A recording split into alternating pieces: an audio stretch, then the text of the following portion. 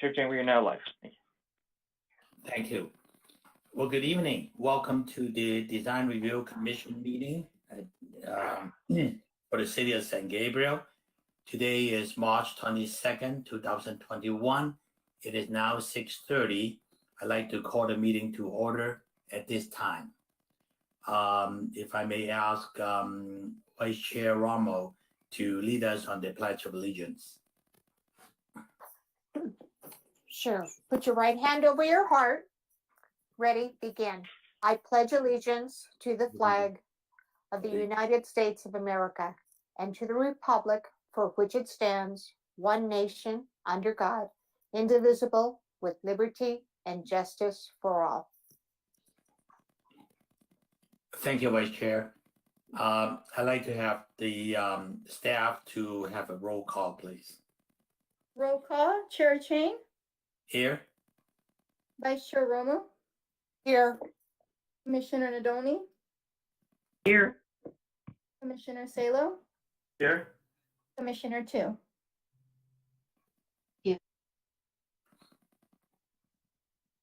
Thank you. So we do have a full commission. We do have a quorum, so we can conduct business without any issue. Tonight's meeting is live streamed on cable channel number 3 and also our online platforms. Please email to the all public comments to drc-public comments, public.comment at sgch.org. No later than the time the item is considered by the Design Review Commission tonight. Comments received after that time. I'm sorry. Hello? Yes. Caller number 14, for those of you that are not talking, can you put yourself on mute, please? If I may have all them put, is there something staff can do? Can you put them on mute? Okay, so thank you. Let me just go back to what I was saying. That any comments received after that time for the item have been considered will not be read into the record. Comments will be read by Assistant Erica Ortiz for up to 3 minutes each. To prevent any overlapping in comments, each commissioner will be called upon to speak. Item number 1 is public comments. This is the time set aside for members of the public to address the Design Review Commission on items of interest that are not on the agenda, but are within the subject matter jurisdiction of the Commission. Pursuant to the Brown Act, the Design Review Commission cannot answer any questions or take any action until such item and time as the matter may appear on an agenda item on future agenda. Assistant Erica, have you received any public comments? No, Chair, no public comment for this item. Thank you very much. We'll move on to item number 2, consent calendar. All items listed under the consent agenda or calendar are considered routine and recommendation will be approved in one motion unless a member of the Design Review Commission or the public requests separate consideration.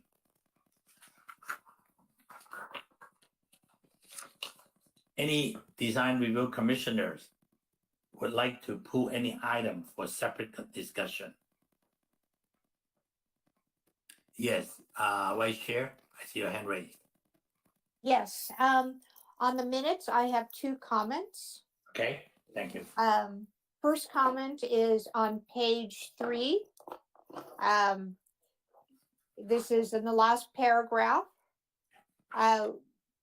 When I talk about street activation for the market and what I'd like to, instead of having it say potential rear doors.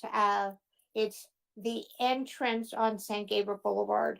I'm very concerned that with an entrance on San Gabriel, that it be treated as a rear door or something that's there as a door, but not activated, like the Sprouts on Main Street in Alhambra.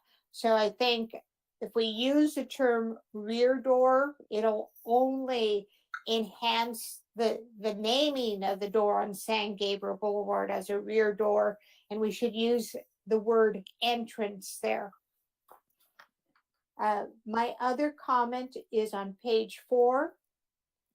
This is also on the same project, second paragraph down on from the top of the page.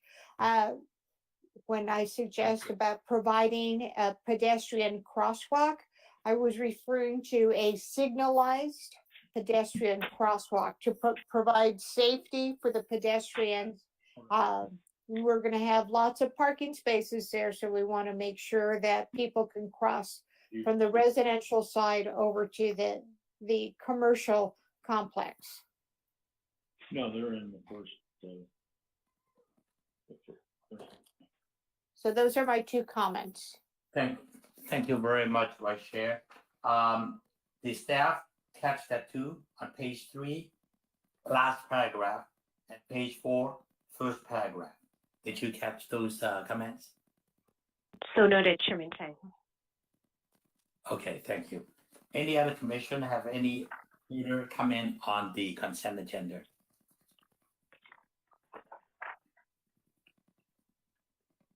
So hearing none, I would ask Assistant Erica, have you received any comments or requests from the public to pull any items?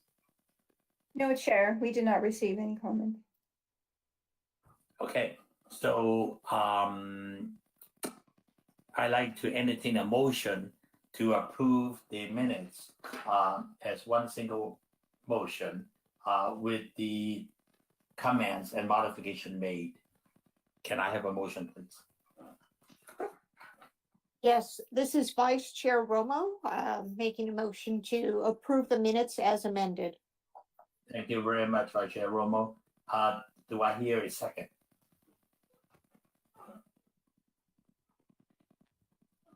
Second from Commissioner Nadolny. Thank you, Commissioner Nadolny. Staff, can I have your roll call, please? Roll call vote, Commissioner Tu? Yes. Commissioner Salo? Yes. Commissioner Nadolny? Yes. Vice Chair Romo? Yes. Chair Chang? Yes. Motion passed, vote is 5-0. Thank you very much. So we'll finish the consent agenda item. We will now go on to item number 3, which is public hearing. I would like to ask city staff to read the rules and regulations. Go ahead, Samantha. Yes, good evening. Thank you for participating and tuning into tonight's Design Review Commission meeting.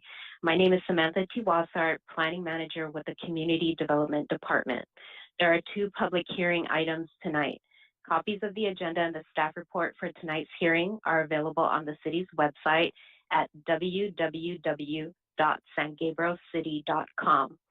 If you wish to comment on any of these items and are not the applicant, please email the public comments to drc-publiccomment@sgch.org no later than the time the item is considered by the Design Review Commission tonight.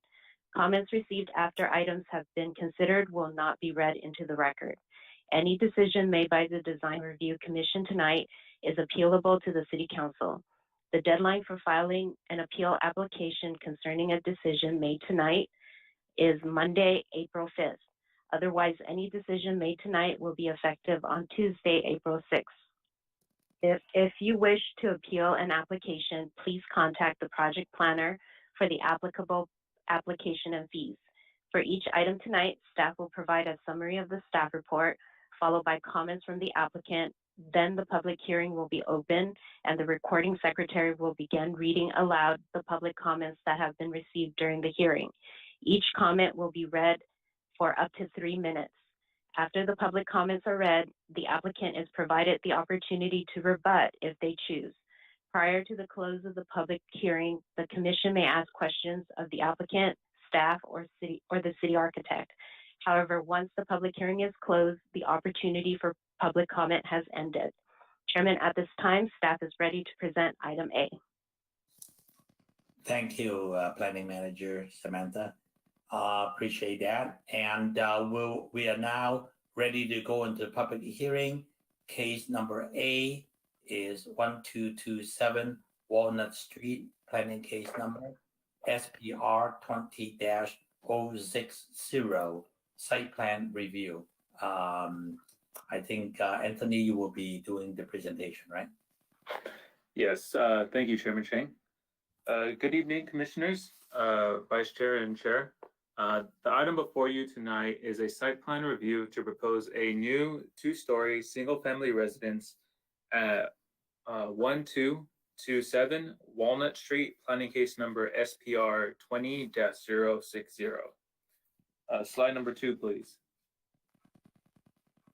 The project site is located on the west side of Walnut Street, between the streets of East Chestnut Avenue to the north and Wells Street to the south.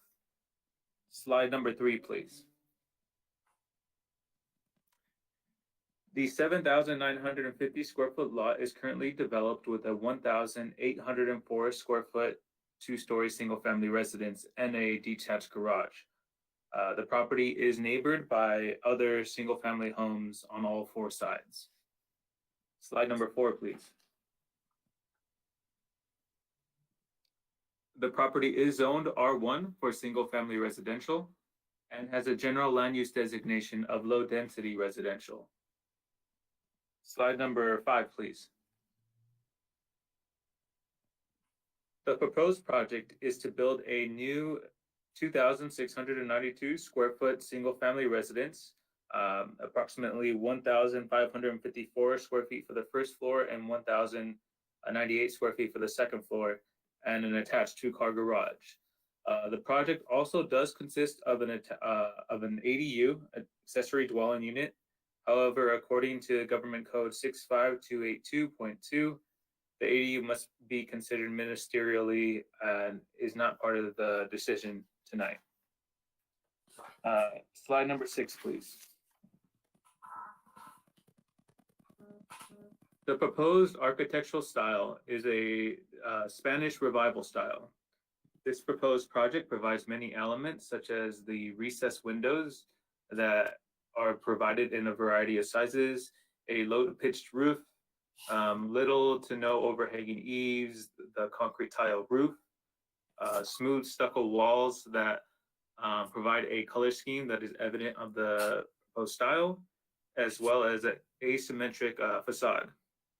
The proposed height is more than 2 feet less than what the maximum allowed height is in the R1 single family zone, as well as the second story setting back from the front and also provides articulation that reduces the massing effect to the neighboring properties. Slide number 6 or 7, please. The slide above shows an image of the proposed project as it looks in relationship to the adjacent properties on each side. Slide number 8, please. The proposed project meets all of the San Gabriel Municipal Code requirements for setbacks, parking, building height, lot coverage, and the floor area ratio. The project provides setbacks that are within the requirements of the San Gabriel Municipal Code. Slide number 9, please. As a requirement set forth in the San Gabriel Municipal Code, it requires a comparison of 1-story versus 2-story homes within the 300-foot mailing radius that notices were sent out to. Within that radius, it was identified that there are 13 two-story properties. Photos of 12 of those 13 are shown in this attachment above. The other remaining 13 is actually 1240 Lafayette Street. 1240 Lafayette Street was approved by the DRC July 22nd, 2019, and the permit was issued December 2019. So that's the reason why the applicant wasn't able to get the picture of that, because they were still going through that building plan check process. Slide number 10, please. The land use designation is low density residential, which would allow for the proposed project. The project also meets the following goal of the 2004 general plan, which is community design goal 10.3. Slide number 11, please. This project is exempt from the requirements of the California Environmental Quality Act per guideline section 15303, class 3, for new construction or conversion of small structures. Slide number 12, please. This project was required to be noticed, and it was noticed in the following ways.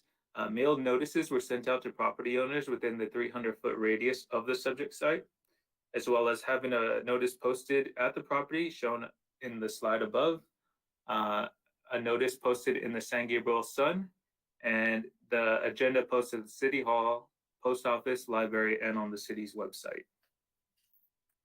Slide number 13, please. With that, staff would like to recommend that the Design Review Commission adopt a resolution of the Design Review Commission of the City of San Gabriel, California, approving planning case number SPR 20-060. Sorry, it's supposed to say 060 for a site plan review at 1227 Walnut Street for a new two-story single-family residence, subject to the recommended conditions of approval. So that concludes staff's presentation, but at this time I would like to kind of hand it over to our city architect to see if he would like to add any words on this project. Thank you. Thank you. Chairman Chang and commissioners, first of all, just checking that you can hear me. Yes, we can, but there's some feedback. I don't know if from your side or from others.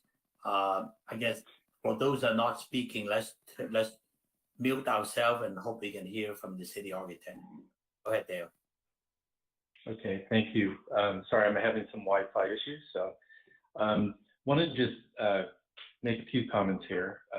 There's been subsequent reviews, 3 reviews on the project.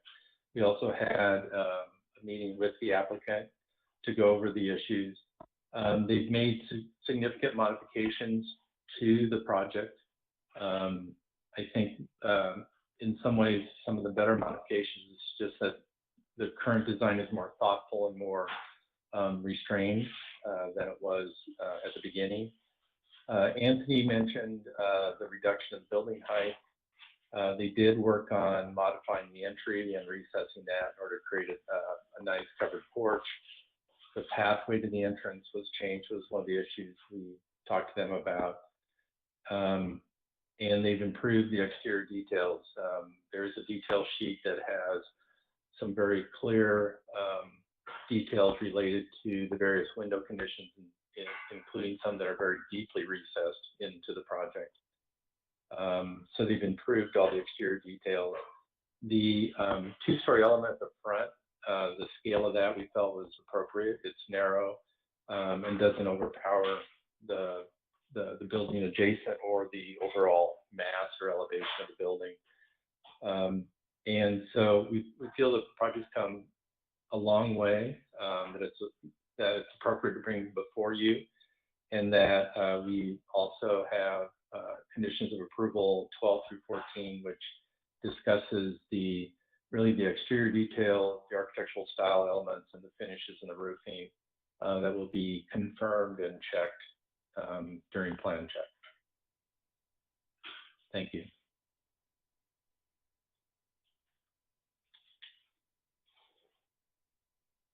Sorry, try to unmute myself. Thank you very much, Dale. Any question for staff or for city architect from the commissioners?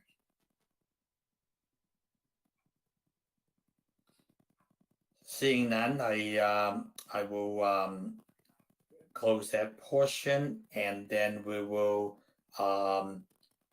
let's see. I'd like to invite the applicant or the applicant's representative to address the commission if you have additional information to add for the commissioner's consideration. Hi, this is Robert Wayne from WDA. I'm actually the applicant and the architect of the project. So just like to make a couple of quick comments. I think Gail and Anthony spoke a lot about the project, and then a lot of items they have already addressed. So just want to maybe answer any specific question whether the chairman or the commissioners have on the project. More than happy to answer those questions. Sure, thank you, Robert. Any of the commissioners have, let me go down the list then. Commissioner Tu, you have any question for the applicant? Yes, this is Commissioner Tu. I just curious, what is the particular reason that to change the driveway from the south of the property to the north of the property? Right, I think this is a feng shui issues for the owner. It is a better feng shui for them. So that's why we decided to change that. And that also has to do with some placement of the bedroom, and it's also feng shui related. Okay, all right, thank you.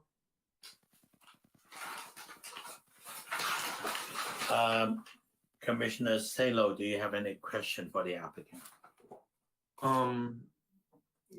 Yeah, actually my first comment is that I think that the street elevation does a good job of making the house appear smaller than it actually is.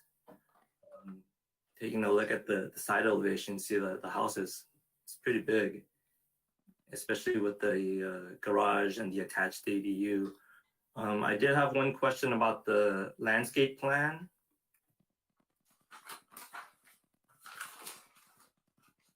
On sheet L1, in the front yard, the largest landscape element is a tree that appears in front of the downstairs bedroom, but it doesn't have a call out. So make sure to pick that up on your next round as the project develops. I didn't see it on the existing survey either. So the largest landscape element there, the tree, needs to be called out so we can identify it. I do appreciate the muted color scheme of the building. I think it helps kind of tone down the massing. And the renderings appear to show pretty high quality windows and doors, but I didn't find any specifications. So I'd like to see how those are specified as the project develops further. Thank you. Thank you, Commissioner Salo. So we like to make sure staff make a note of that particular tree element, the larger one. Commissioner Nadoni, any comments or a question for the applicant? Just one question, and it relates to the tree, which appears to be right in front of a full length or full height window, or is it a door? I guess that's my question. The front bedroom, bedroom number 1, has a full height window that's recessed. Is that a door? Is that a French door? Or is that windows? It actually is a full height fixed window, so not actually a door, so we might be able to come out from the front. So is it a sliding window? Is it a casement window? What is it? It's probably going to be a sliding window. Is there a reason why it goes to the floor and it's not a door? Well, I think one of the elements is that we don't really want kind of access to the front from that location to a bedroom location. But we do want to have a full height glazing, more for softening the elevations and kind of making the massing a little more narrower and a little more softer. So that was kind of the intent, but without actually having to create a door that you can pass through. Are you concerned with it being slab on grade and having any, splashback or anything past? There's no threshold there. I guess it's in the detailing, but it's just a curious question of mine. And then it appears by your landscape plan that you've got a tree right in front of it. Right. I think that's one of the reasons we didn't want to have a kind of a door element. So I think we can potentially kind of address that during the CD. We could definitely do a fixed window panel, not having it to be a slider, and the egress could go from the side yard, and I think that's totally possible. So would that change the look of the front elevation then? No, it will still look the same. It will just be a fixed panel or fixed glazing, so that the look will still remain the same, but without actually having a opening or access. Okay, that's my comment.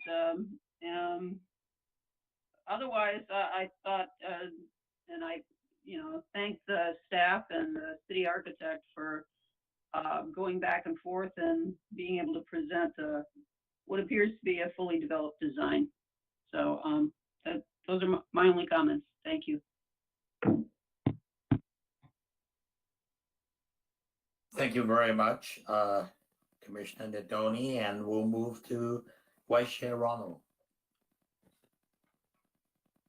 I have a couple of comments. First of all, on the roof, I noticed that it's concrete tile. It is a Spanish colonial. Just wanted to know why concrete tile instead of clay barrel tiles. I think that was kind of discussed during the rounds of correction with the city architect. I think the idea was that the flat concrete tile is a little bit softer and then matching the neighborhood a little bit better. So that's why we end up proposing that. Okay. And then on the landscape plans, the olive tree that you're going to be planting in the front, it will grow in around 15 to 20 years, the size that you show it on your plans. But a 24-inch box will give you a thin tree that's going to be about 6 or 7 feet tall. So just kind of be aware of that, because that is the centerpiece of your landscaping, and when you plant it at first, it's going to be extremely small for at least a 10-year time period. The other comment on your parkway that's shown there, I think it's important to provide some type of pavers to provide a path for the pedestrians that are exiting a vehicle that's parked along the sidewalk there. The plant that you have listed is a low shrub, so it's going to be very difficult to walk on. So you're going to have difficulty. It'll probably be trampled on if you don't provide a path for that. And my last comment, normally I would not support a front fence with a gate on a property that doesn't have an existing front fence or gate. I did a windshield survey this afternoon, and the property to the south has a chain link fence along the property line there, and I think what's being proposed is an elevation. It's a design feature that will definitely kind of keep that segregation of the two different properties that are adjoining there and have something better than a chain link fence and improve that site. It's my only comment. Okay, thank you very much. Yeah, those are all very good comments. I just want to ask one more question on the landscape plan. I try to figure it out what your front gate, the pedestrian gate, and also your sliding gate is, because the plan and the elevation, they do not match. Help me to understand that. Looking at your elevation, you got I think the curves one on top is the driveway gate, and then you have a pedestrian gate, which is 36 inches wide, but that doesn't line up with the plan. The plan shows it completely different. Can you help me then understand that? Right. I think that might have been a kind of mistake on our end. What you see in elevation, I think there was a prior concept based on city architect's comment. We have removed that pedestrian gate on the top side of the property, and then make that into just a kind of a vehicular gate and then move the pedestrian gate kind of on the bottom. So Okay. what you see in elevation, I think, is a mistake on our end that we forgot to maybe catch that or revise that. Okay, assuming that is a mistake, so you eliminate the man gate. So what happened Correct. when the driveway gate is closed and people come up? How do they get in? So they will use the south side. So on the very south side, there is a walkway and a pedestrian gate. I think if you see the landscaping plan number 15, that's what the pedestrian gate is. So that's where you enter. Okay, so the gate now is moved to the south side. And, Correct. So we had some modification on that. So. Okay, all right. Okay, so I'm glad I clarified that. All right, so but I think overall I appreciate the applicant and the city architect and staff have done a great job on and making this workable. So I hear all these comments about the tree in the front, the front window that you were going to try to make it a fixed window. I don't know what is the sill height above the exterior grade? How much off the ground it is? Consider that fixed window. Okay. Or, I mean, sorry. Was that a question addressed to me? For the applicant. Yeah, Oh, I mean, what we need to do is to try to identify some of these outstanding issues. So when you come back for plan check, we have it on the record. If you wanted a foot off the finished floor, it's fine. If you wanted 9 inches or 1.5 feet, you need to make a determination. Right. So that's a So- change to elevation. Yeah, so I think we can do maybe about a foot off the ground. I think that will keep the elevation the way it looks, and also address some of the concern that was kind of mentioned earlier. And as far as the tree, we can certainly address that, and then make sure we propose and identify the tree that's, I think, maybe missing a call out here. So we certainly can do that. Okay, good. Fine, I don't have any further question. All right, so we'll move on to public comments. Is Assistant Erica, have you received any comments from the public on this particular project? No public comment for this item, Chair. Thank you very much. It is now 7:05, and public comments at this time is closed. So there'll be no more public comments after this moment. And does city staff have any further comments? Yes, thank you, Chairman Ching. Just one thing. I was looking at the landscape plan and I think we do, or the applicant does call out the proposed tree. I think Vice Chair Romo also saw it. It's on the top left of the landscape plan, there's a planting legend and it looks like it's a 24-inch box olive tree. So I wanted to let the commission know that that one is called out. All right. Vice Chair Ramos, at a 24-inch olive tree, you have any further concern of that? I don't know how tall at a 24-inch olive. I mean, When I looked it up today, it's going to be about 6 to 7 feet tall. So it's not that tall at all. And it will take about 15 years to grow to its full height of about 30 feet, 25, 30 feet. sure. Would you feel more comfortable? We ask for a 36-inch box, maybe.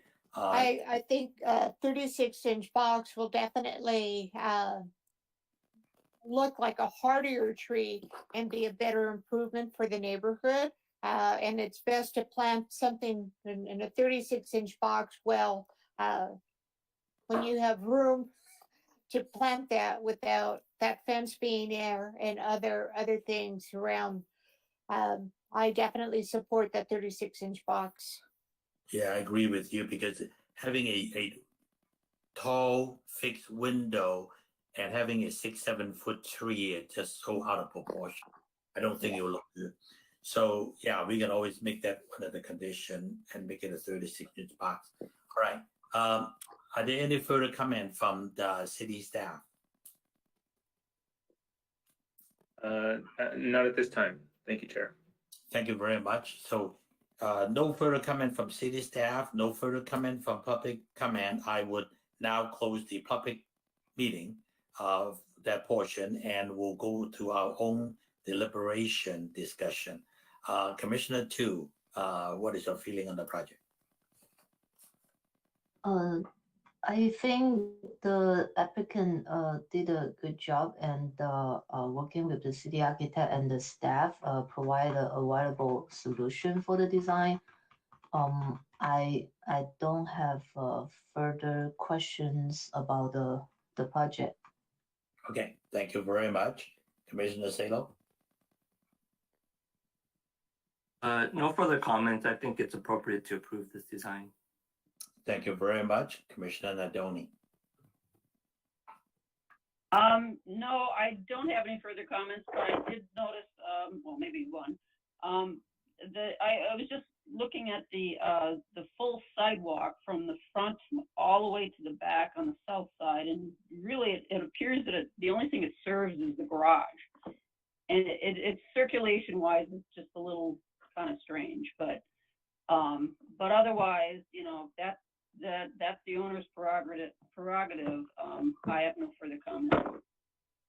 Thank you very much. Vice Chair Ramo?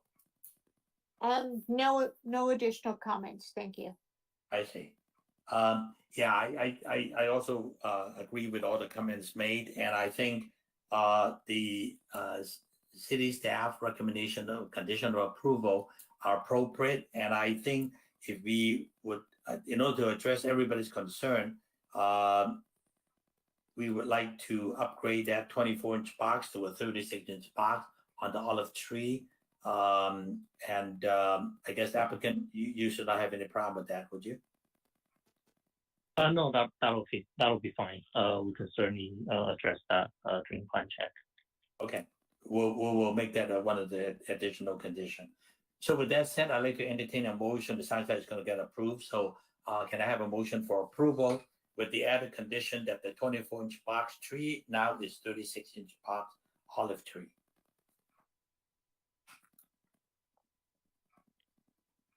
This is Vice Chair Romo making a motion to approve the project at 1227 Walnut Street with the 36-inch box instead of a 24-inch box tree, all fruitless olive tree. Thank you very much. Do I hear a second on that? This is Commissioner Salo. I second the motion. Thank you very much. We will, it's been moved by Vice Chair Ramos and seconded by Commissioner Salo. Roll call, please. Roll call vote, Commissioner Tu, Yes. Commissioner Salo, Yes. Commissioner Nadolny, Yes. Vice Chair Romo, Yes. Chair Chang. Yes, Motion passed, vote is 5-0. thank you very much. So motion carry, and good luck with the building, and we'd like to see that happen soon. So congratulations, thank you. Thank you. Thank you. We'll go on to next agenda item number B. It's on 414 to 420 South San Gabriel Boulevard, planning case number PPD 19-008, precise plan of design. I think the senior planner, Matt Chan, is going to present the case to us. Thank you, Chair and members of the Commission. For your consideration tonight, a precise plan of design at 414 to 420 South San Gabriel Boulevard is presented in front of you for your consideration. Slide number 2, please. The project is on the east or right side of South San Gabriel Boulevard, to the north of Commercial Avenue, and also on the left or west side of South Gladys Avenue, as you can tell by the aerial picture on your slide here. Slide number 3, please. The project is approximately 1.75 acres. The proposed project will be close to 200,000 square feet building. 190,000 will be used for self-storage purposes, and approximately 9,126 will be used for our studio. The building height adjacent to San Gabriel Boulevard will be 4-story, and the 5-story portion will be back into Commercial Avenue, also to Gladys Avenue. And the project will provide 50 parking spaces. Next slide, please. Just to provide the Commission a little background history, the application was filed back in April of 2019.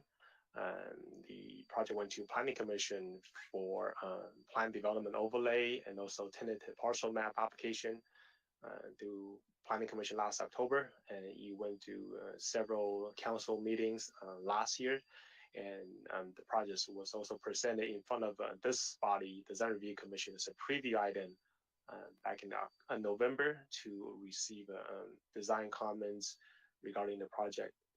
And in January of this year, City Council approved the zone change and also the partial map.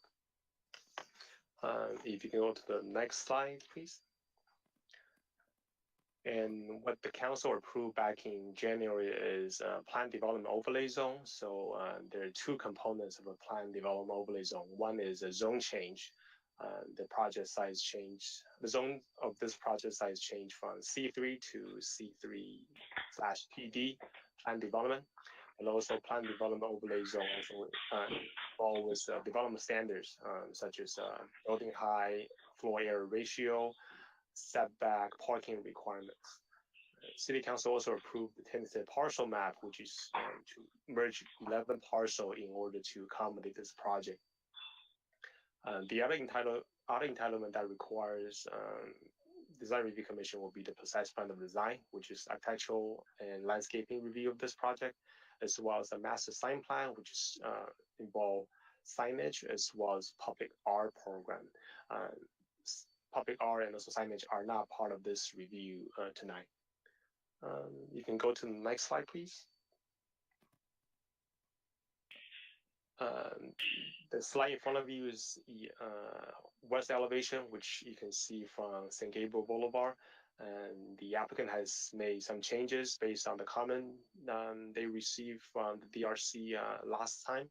And it should be noted that the applicant is also proposing to have a screening, more like a rolling door, which is you can see in the middle of this picture. So staff would like to bring to the Commission's attention and to know the significant changes as you compare to the last time you've seen this project. Next slide, please. This is the kind of more rendering looking at the entrance from San Gabriel Boulevard. The applicant has made some changes as to incorporate some of the idea or suggestion from the Design Review Commission, specifically using some of the material that's kind of mimicking the corner building to the, so you can tell from the pictures to the right-hand corner.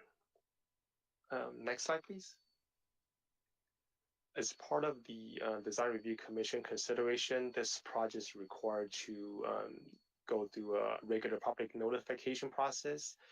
This involves mailing notices to all property owners and tenants within a 500-foot radius. A newspaper notice is required, and the applicant also posts 2 public noticing signs, one facing San Gabriel Boulevard and the other one facing Commercial Avenue to notice the meeting time, the access of this tonight's meeting. Next slide, please. Staff is recommending the Design Review Commission to adopt a resolution to approve this project, subject to the conditions contained in the staff report. Before staff concludes staff's presentation, staff would like to welcome City Architect Dale Brown to provide additional input. Just for Commissioner's information, city staff and the City Architect have been meeting with the developer team to kind of go over the latest design proposals. So Dale, would you?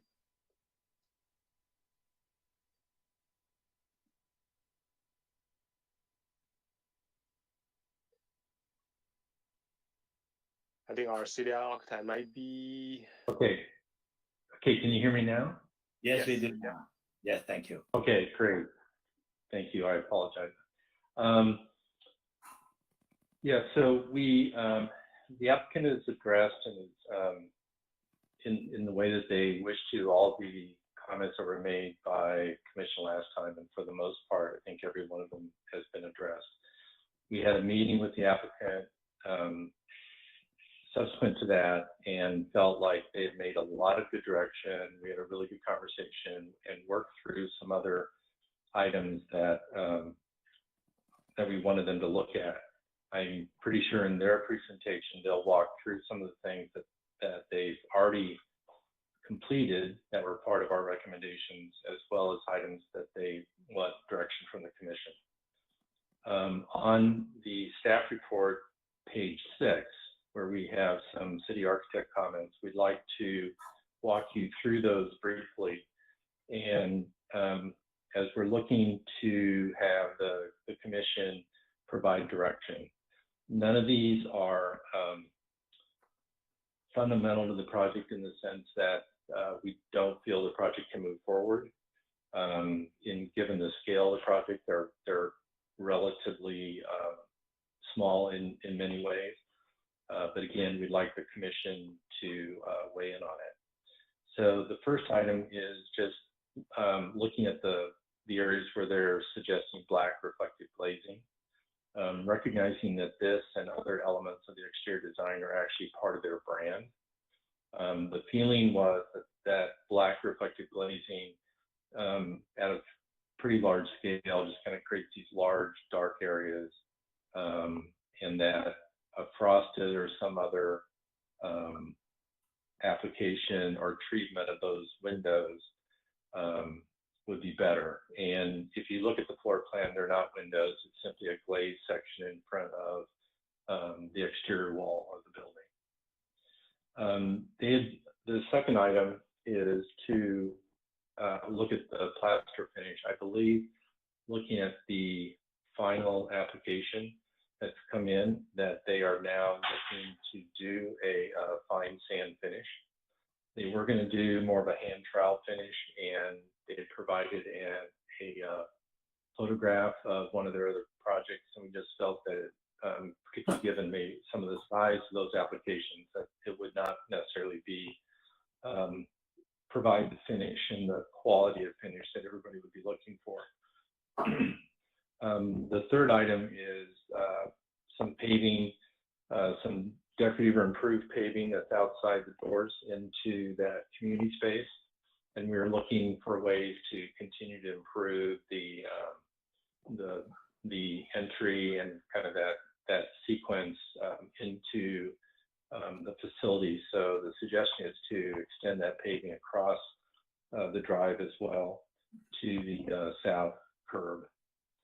The last item, number 4, is there's elements on the exterior elevations where they have large amounts of stucco, and then they have some thin set masonry. And again, it should say they're the exterior elevations, but it's on the interior of the site. So it's kind of the, if you will, the south and the west elevations at the interior. Again, it's a brand element for the developer. However, we just felt like it was out of place and created a design that was more busy and fussier than it needed to be. There is a stucco solution that's on the front of the building at St. Gabriel Boulevard that is sort of it's in the top 2 floors on the north end, and the feeling, our recommendation was that plaster application and the way they've treated that portion of the facade might be a better way to treat the facade on the other parts of the building. So all of these, again, our recommendation is to get direction from the commission, and to the extent it's appropriate, embed these into conditions of approval to allow the project to move forward, and then continue to work with staff and ourselves as the project moves forward into plan check. Thank you. Thank you very much, Dale. All right, so the staff presentation is complete, and I'd like to ask commissioners to ask any questions they may have to staff. Commissioner Tu, you have any question?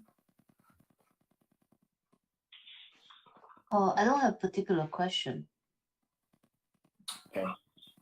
Thank you. Question for staff? Not for staff, no. Thank you. Okay. Commissioner Donny? Only one question. Maybe they know. There is a signalized, potentially, well, it's not activated yet, a signalized light at that intersection. Does staff know when that is actually going to be active? This is Senior Planner Matt Chen speaking. Yes, at the corner of St. Gabriel Boulevard and Commercial Avenue, there is going to be a new synchronized traffic light, and the light post is already on. It is staff's understanding that Public Works Department is working with the Edison to finalize some of the details. So hopefully at the next meeting, staff can report back to this commission to find out the status of that traffic light and when they might be operational. Thank you. I have no further questions. Thank you. Vice Chair Ramos, any question for staff? Just regarding the public art component, I think there's opportunities within the design that we can point out areas for that public art component.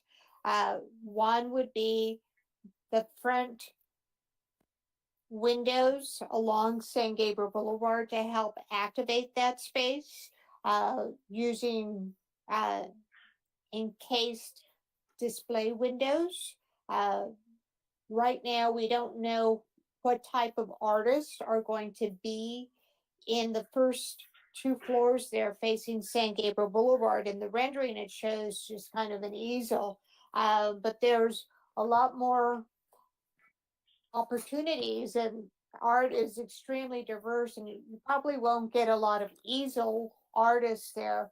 So if you look at ways to try to utilize art or utilize your design to help support the artist and show the art, I think that will definitely improve the project.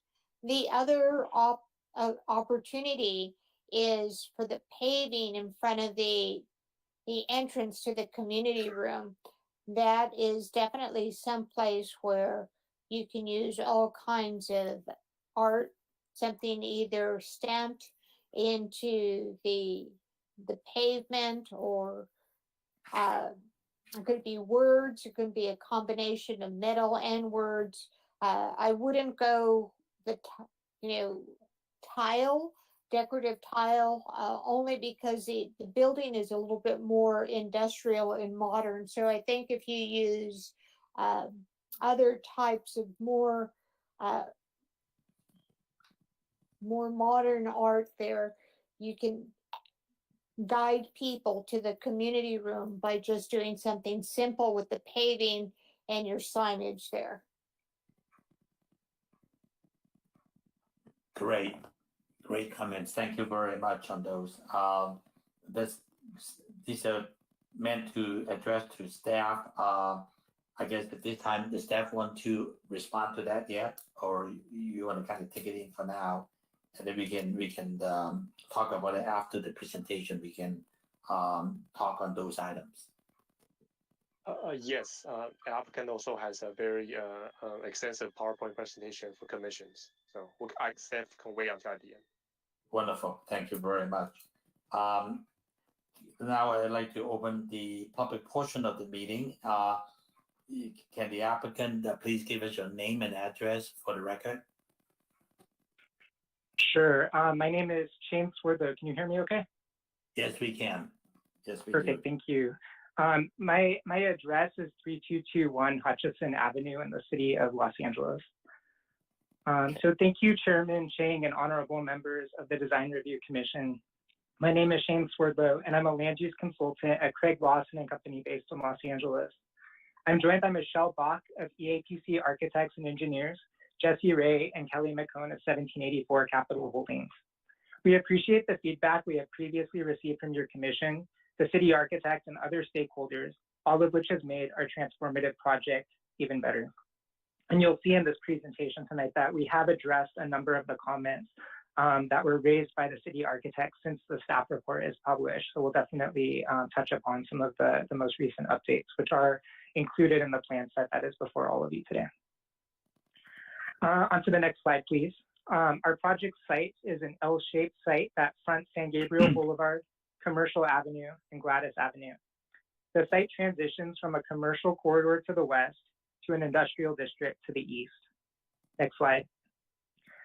These photos on slide 3 show existing commercial development along the San Gabriel Street frontage.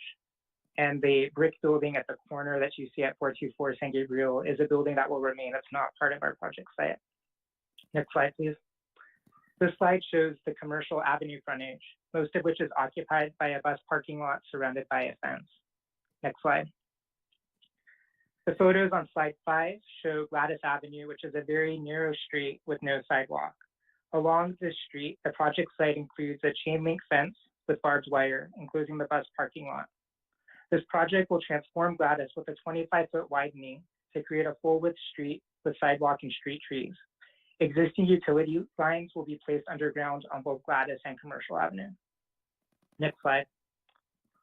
As shown on this slide, the project includes approximately 190,000 square feet of self-storage, shown in yellow, and over 9,000 square feet of artist and maker studios, shown in blue. These artist workspaces and galleries will be located at the first 2 floors of the San Gabriel Street frontage, providing an active ground floor use. Next slide. There are several sources of inspiration for the project design, one of which is the early self-storage buildings in the region. As shown in these San Gabriel Valley examples, this building typology is characterized by a prominent location anchoring a major commercial corridor, active ground floor use, high-quality design that complements surrounding commercial development, and fenestration on primary elevation. Next slide. Design inspiration also comes from the upscale brand identity of the applicant, 1784 Capital Holdings, which is committed to setting the highest standards within the self-storage industry through state-of-the-art construction, attractive architectural design, professional management, and enhanced security. As shown on this slide, defining elements of 1784 Capital projects include extensive landscaping to create an office building aesthetic, CMU and projected block in auburn and gray, horizontal ribbons of brick and fine sand finish stucco, articulation achieved through dark metal canopies and awnings, secure loading areas with glass Ritec doors, and bright and inviting interior spaces that are climate controlled. Next slide. Finally, the project design is also inspired by the surrounding built environment, much of which has an industrial aesthetic and includes materials like brick and stucco, metal windows, and metal canopies. The character of recent San Gabriel Boulevard street improvements will be carried across all frontages of the project. Next slide. An exciting component of this and other 1784 capital projects is the inclusion of artist and maker studios, which will be located at the first 2 floors of the San Gabriel street frontage with a gallery at the main entrance. Artists and makers offer studios, classrooms, and resources to professional artists, as well as artistic programming and gallery exhibits open to the community. On this slide, you can see images of exhibits and events hosted at their other locations, which include gallery shows, art workshops, and networking events. And I want to point out these 2 floor plans you see are detailed views of the artist and maker studios component of the project at each floor. So you can see the ground floor would have the gallery entrance, which leads to corridors that lead to different studios. Some are a bit larger, some are smaller, some are designed more for co-working, others for individual artists. Next slide, please. The following slides show how the project design has evolved since our preview with your commission on November 23rd, 2020, and subsequent consultation with the city architect. Updates include additional references to the surrounding area, including the adjacent brick building at 424 San Gabriel Boulevard. We have also focused on visually distinguishing the artist and makers component from the self-storage and have expanded fenestration openings to provide views into the artist studios. New paving, landscaping, and design elements such as canopies emphasize human scale and pedestrian orientation and elevate the status of San Gabriel Boulevard as the main entrance to the site. We have also introduced a perforated metal screening element, which we will discuss later in the presentation and want to include as part of our public art program. Next slide. We explored the idea of orienting the pedestrian entrance of artist and maker studios towards San Gabriel Boulevard. However, the grade differential and need for ramps made this infeasible, so we have maintained the pedestrian entrance on the south side of the studios. To emphasize pedestrian orientation and create a gateway effect, we have added brick paving and enhanced landscaping at the San Gabriel entrance as shown in our updated site plan on the right. So you can see that we have extended, and this was a big piece of feedback from the City of Architects, the brick paving into the site to really align with that main entrance into artist and maker studios. I also want to point out that the covered parking area, which is shown in light brown along Gladys, so the portion that's a little bit lighter brown than the rest of the building, is now proposed to be a semi-enclosed with custom perforated metal screening to comply with the applicant security standards. We're excited to use image wall technology and work with artists and maker studios to design screening that will serve as an artistic element, and glass Ritec doors will provide access to this parking area. And later in this presentation, we'll have some slides that really zoom in on some of these design elements we're proposing. But I'll ask that you go to the next slide, and I'm going to hand it over to Michelle Bach to talk more about how the design has evolved since our preview with all of you back in November. Thank you, Shane. This is Michelle Bach, representing EAPC Architects for the applicant, Hello Design Review Commission. We're going to walk through the current and previous elevations for what has changed since the last design review preview. So on the bottom of each of these slides, we have the previous one presented to the commission back in last November, and the tops of these slides are current proposed design elevations. So taking some feedback from the Design Review Commission to emphasize San Gabriel in the use of glazing and pedestrian scale, we have increased the glazing on all 4 floors facing San Gabriel to really bring in the use of the vision windows to activate this space for the studios that are behind each of those glazing, and then on the 3rd and 4th floor facing San Gabriel to really highlight the remaining use of the storage property. We have also increased and redesigned the metal canopies on the 2nd and 4th floors to wrap the entrance to the property, as well as we have revised the brick and block patterning along San Gabriel to create this entrance into the property with some projected block, which we'll go into in the next few slides, and some difference in the pattern to really highlight the artists and makers used on this corner as well. Next slide, please. This is in looking as you drive into the property for the gallery entrance to the artists and makers, where we also just wrapped that corner element with the metal canopies as well as the projected block around the tower. In addition, on the right side of the slide, you can see that we have now enclosed the loading area, which we will go into a little bit further detail in the next few slides. Next slide, please. This is the view from Commercial Avenue, looking at our proposed building. The Commercial Avenue elevation is largely untouched from the preview back in last November, but you do see in the distance where we have changed the corner tower element that is up against San Gabriel. Next slide, please. This is a close-up render of a projection for the pedestrian scale to show the activation of our artists and makers studio spaces as well as the storage spaces that are above that. The projected block design that we have revised along the first 2 floors as well as the corner, and then that stucco pattern design to also highlight the kind of artists and makers fronting that San Gabriel Boulevard elevation. And this pattern is what the city architect had mentioned earlier in tonight's presentation. Next slide, please.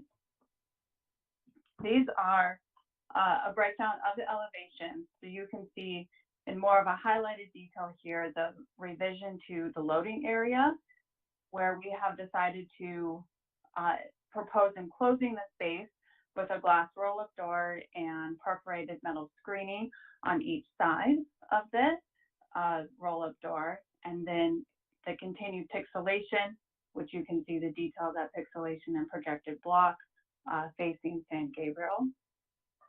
With the enclosure of the loading area, we also removed the lobby that was facing San Gabriel closer to the commercial entrance, and we have rotated that inside of the loading space so that all loading is in a secured location. Next slide, please. This is the elevation fronting commercial. So again, you can see that projected block pixelation that wraps the corner on San Gabriel, as well as our CMU banding on the first floor, which then moves into our fine sand finish and brick banding on the upper 3 floors of the project. So all of these materials were revised, the color slightly revised for a warmer red versus the dark burgundy wine color. That kind of fits closer to the existing print shop building that will be staying on the corner to tie in with surrounding project buildings, as well as the use of the stucco and the projected block. Next slide, please. This is the side of our elevation, the east side facing Gladys Avenue. Again, this elevation is actually largely untouched, other than showing that we have enclosed the loading area again with that same glass roll-up door with the image wall metal paneling on either side of it to create a secure area. Next slide, please. This is our north elevation, which is largely up abutted existing buildings, so we do have a mix of spandrel and vision glazing on the top 2 floors to provide some breakup in material, with the first 3 floors staying our CMU block and stucco. Next slide, please. This is an image of our proposed materials, which include our stucco finishes, our paint finishes, glazing, the metal panel accents that we have with our awnings and our vertical fins throughout the property, as well as our projected block surfaces. Next slide, please. This is a closer look up at our proposed projected block that's on the corner of San Gabriel as we are entering the Artisan Makers. It's a projected block that's provided by Angelus Block, which is a California-based company that we can provide in any of the colors from Angelus. We are proposing in an auburn mix and a gray block mix that we are, it projects with this elevation to create a 3D view along the whole front, and then we are proposing it in this pixelated pattern, much like the example shown here in this image. Next slide, please.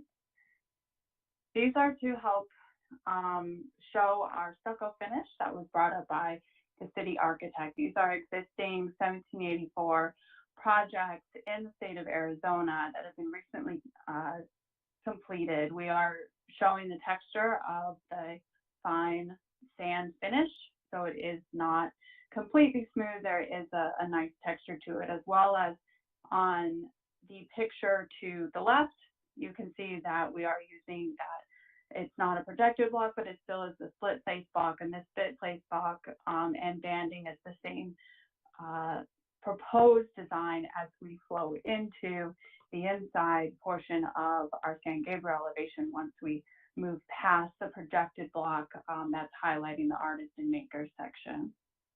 Next slide, please. And these next two slides break down our glazing for the project into which areas are vision and which areas are spandrel glazing.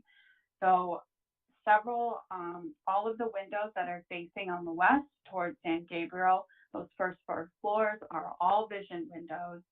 The back portion of the building that's facing San Gabriel is all spandrel that is set within our site.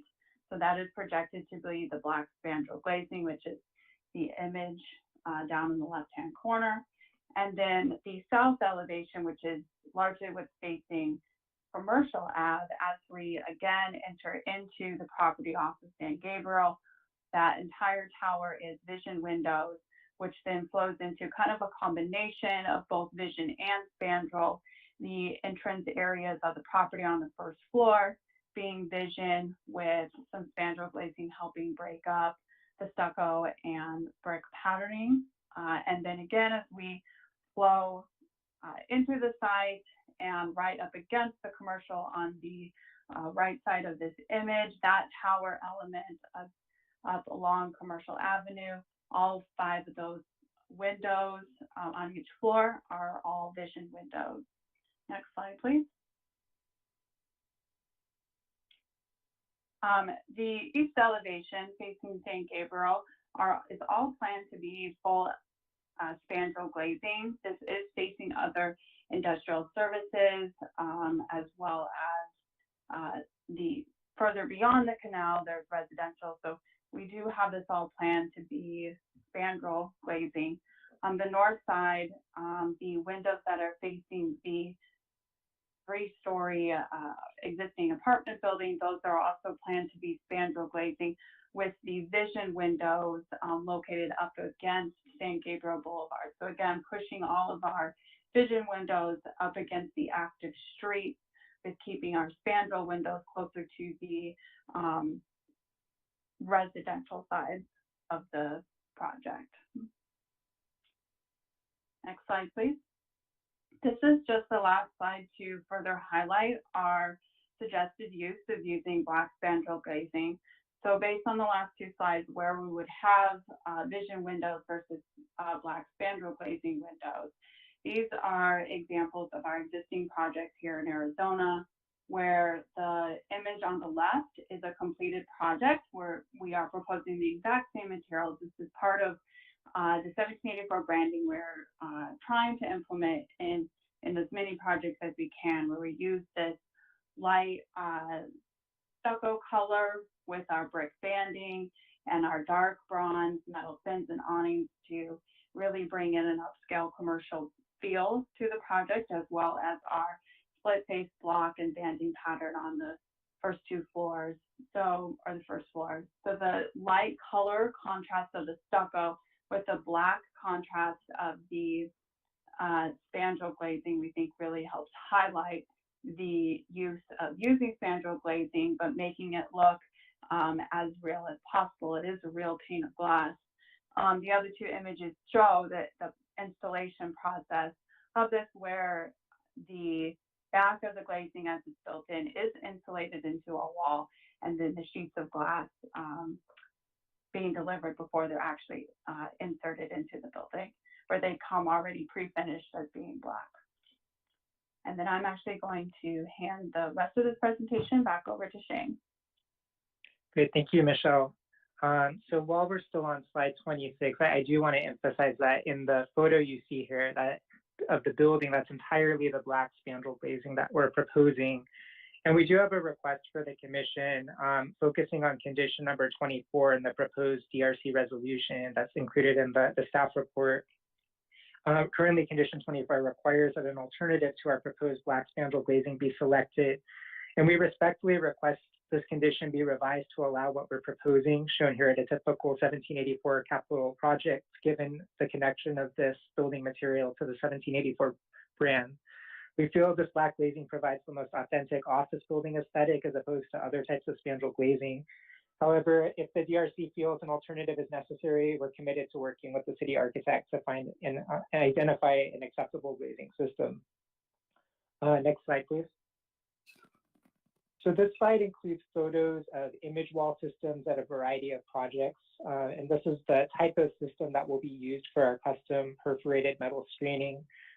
So what we've been showing in our elevations and renderings is a placeholder design, and we're excited to further develop this feature in a manner that meets 1784 capital security goals, while also creating an open and artistic effect that's unique to San Gabriel in collaboration with artists and makers. So this provides a feel for that sense of openness that's achieved and the artistic creativity that can be achieved with an image wall. Next slide. The finish that's proposed for this custom perforated metal screening is a hunter zinc finish, and that's what you can see on this slide. And our goal is to really relate to the gray tones used throughout the project with this particular finish. Next slide. These photos on slide 29 show the Rytec doors, which we're proposing on each side of the covered parking area. These attractive doors are predominantly glass to maintain an open character, so we don't want to have solid metal typical doors, but something that is really attractive and creates a sense of openness. And they can be fabricated in many different colors. You can see the variety of colors that Rytec has available on the slide. We're committed to selecting a color for the metal components of the roll-up door that will match the adjacent custom perforated metal screening. Next slide. This slide shows the mix of landscaping that will be used throughout the project site and the street frontages. And next slide. Finally, we've done extensive community outreach over the past year, doing our best to engage with neighbors despite pandemic-related constraints. In addition to the city's notifications for our public hearings and CEQA M&D, we mailed a detailed project information package with our contact information to all neighbors within a 500-foot radius in August 2020, and received inquiries from neighbors who have shared thoughtful feedback. We did have one neighbor on Gladys Avenue who expressed some concerns about the project, with whom we have had ongoing calls and an in-person meeting to address concerns and refine the project design. These modifications have included ensuring our building elements sensitively align with surrounding buildings, shielding our mechanical equipment, ensuring all overhead utility lines are placed underground, increasing landscaping on Gladys, reconfiguring the parking lot, introducing design elements to discourage exiting onto Gladys, and locating trash enclosures within the site interior. We appreciate the feedback that's been received from your commission and the community, all of which have further enhanced this transformative project. Next slide. So thank you all for your time, and we're here to answer any questions. Okay, thank you very much. Appreciate that. I think we do have some questions for you. So let me start with Commissioner Tu.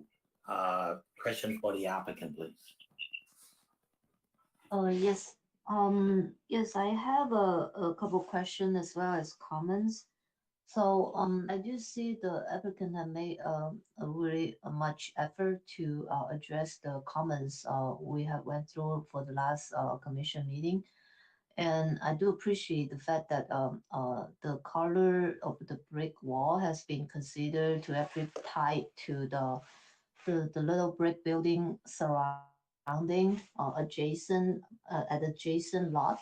So it's attempt to really like tie the building back to its context. I just have a general concern about the color scheme because it seems like last time around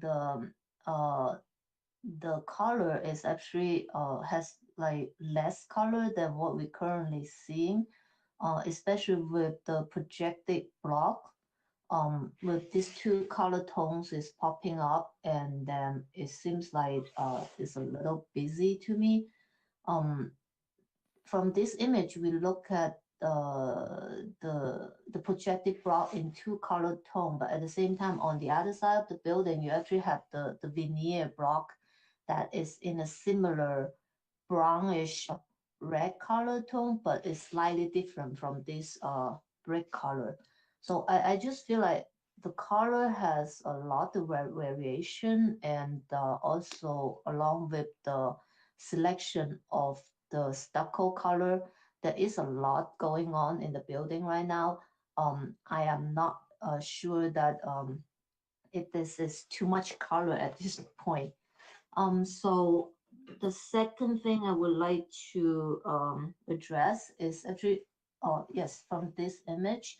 I remember the first time around, we actually had this canopy at the level 2.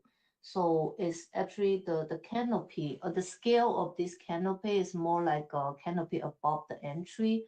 It's smaller and more like a human scale. With this revision, this canopy has been enlarged and it's been lit up to the 3rd floor. So it looks like it's been accentuated, but in a way it kind of take out that human scale on this facade or at all the entrances. And also breaks down the building into a proportion of 1:1.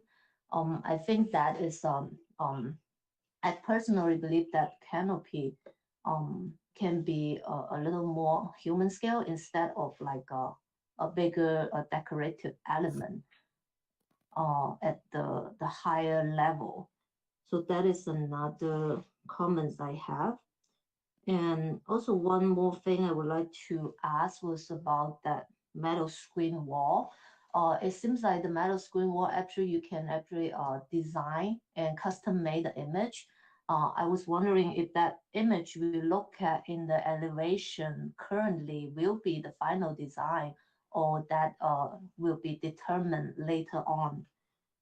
So that is the question. So the one last thing, I think the projected brick or the projected block is pretty good idea, and I also thought with appropriate lighting design, it would make the facade more vibrant at night, and also would help to illuminate the building along with this sidewalk along the San Gabriel Boulevard. So that would be a consideration for the designer for further develop the project. That's all my comments and questions. Thank you, Commissioner Cho. We'll move on to Commissioner Salo. Your comments or questions? Yeah, I have one question and one comment. The question is regarding the Ritec doors, the roll-up doors. I guess I want to know where those occur on the project. Is that on the interior drive or on the San Gabriel Boulevard side? Can the applicant answer?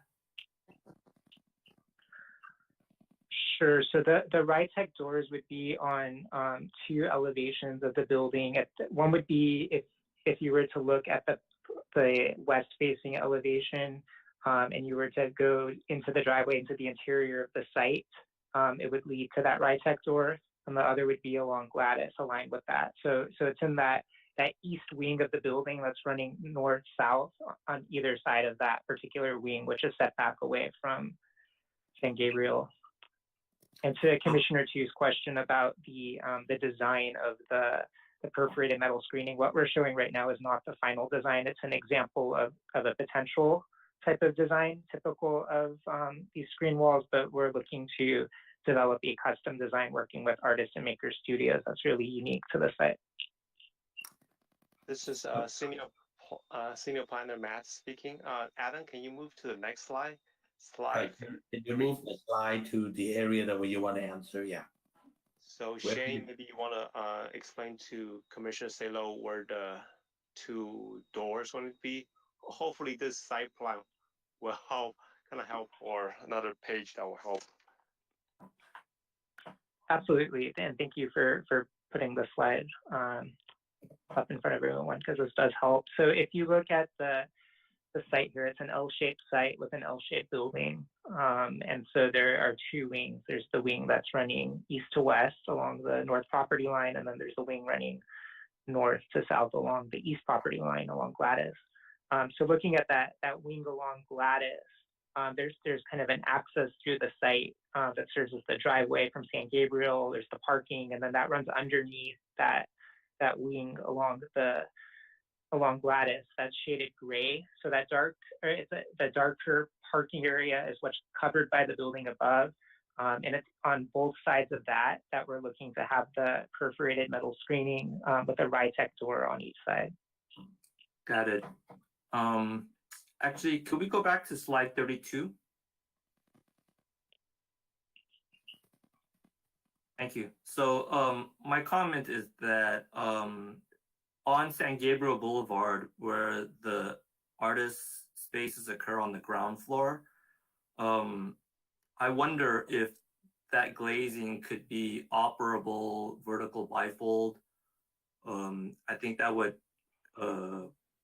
dramatically open up the building elevation to the street. And I think, many artists today, they work in mixed media, where you do have to paint and mix concrete and do things in open air. So I don't know if that's something that would work in that space. And my last comment is only that I like some of the vintage signage in your slideshow of the older buildings. I wouldn't mind seeing some of that. Thank you. Thank you, Commissioner Salo. Commissioner Nadoni. Question and comment. Yeah, I like the regarding Commissioner Tu's comment about the canopy moving up. I do kind of miss the human scale of it, but I don't mind the proportion of it. I think it relates a little bit more to the corner building, and it also unifies the artist spaces. Whereas I think the lower canopy has a tendency to split them, and you may not be able to see anything on second floor artist spaces. So, there's some positives and negatives to that too. There could be a possibility that maybe an additional canopy at the entry, which would be the south-facing entry to the community room, may be something to look at.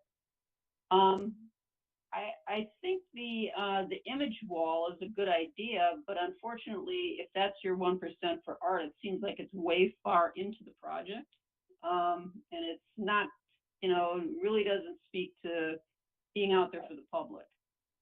So I'm not sure if I completely buy that would be your 1% for art. And the Rytec doors seem to kind of break it up a little bit. It's a kind of, it doesn't really fit. I guess I would need to see the actual design of the image wall.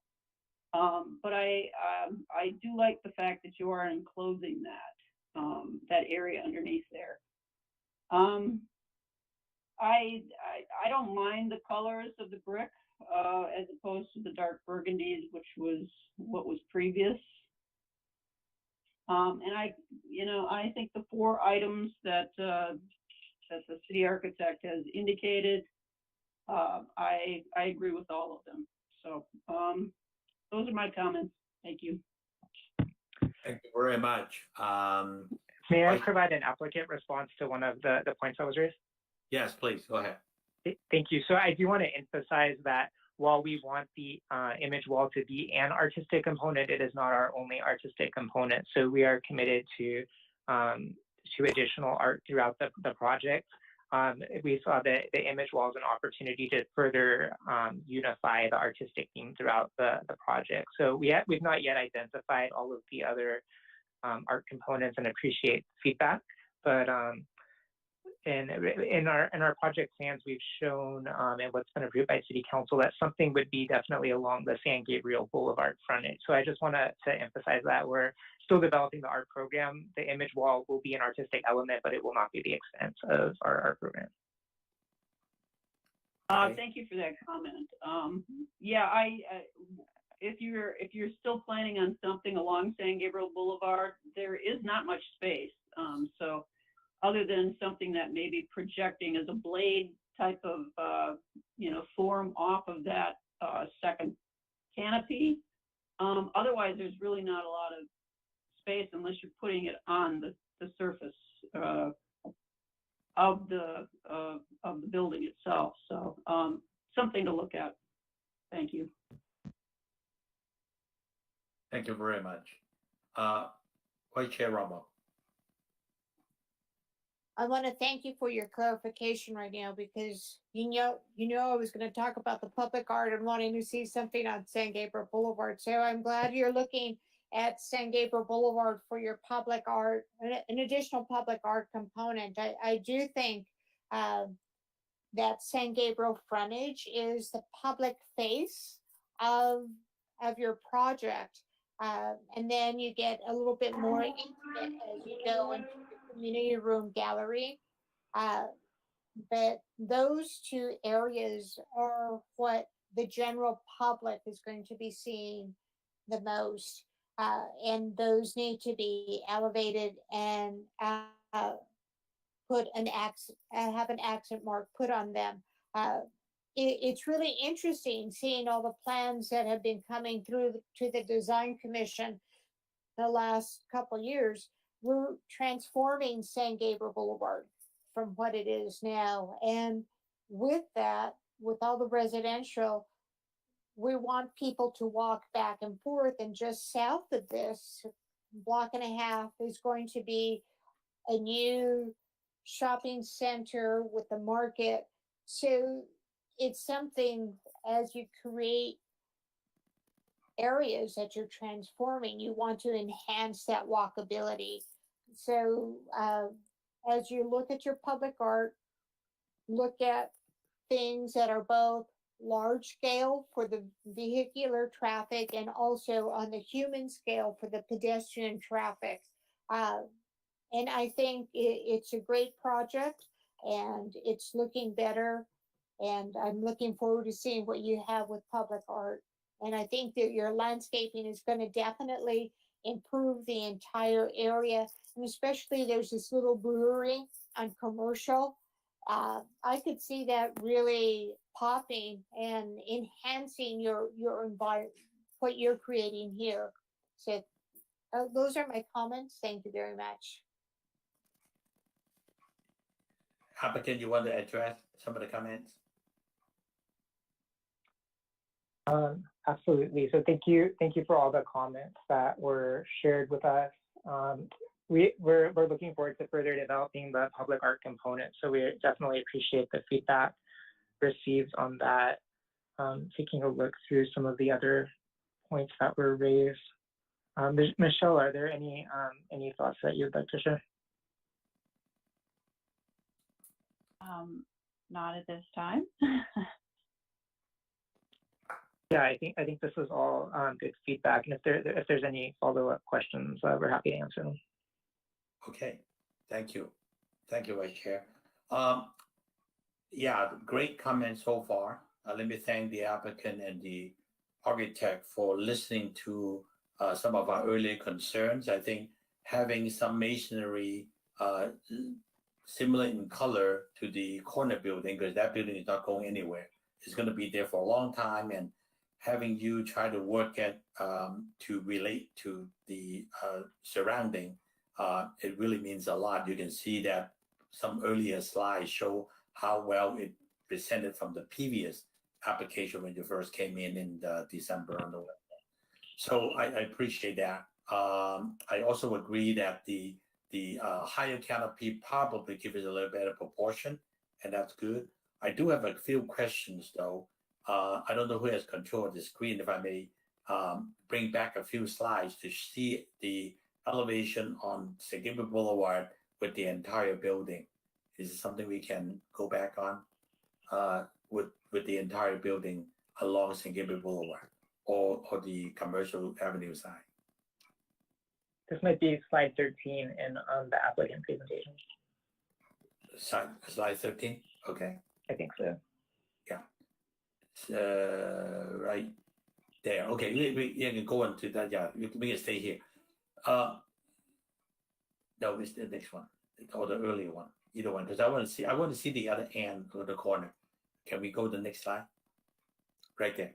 I wonder, you put a lot of emphasis with this projector block to identify this lake on St. Gabriel Boulevard, but we kind of lost it on the backside where Commercial Avenue is. Is there any possibility? I'm talking to the architect. Either structurally, I don't think cost-wise will make that big a difference. Is to have that detail of that tower with this projector block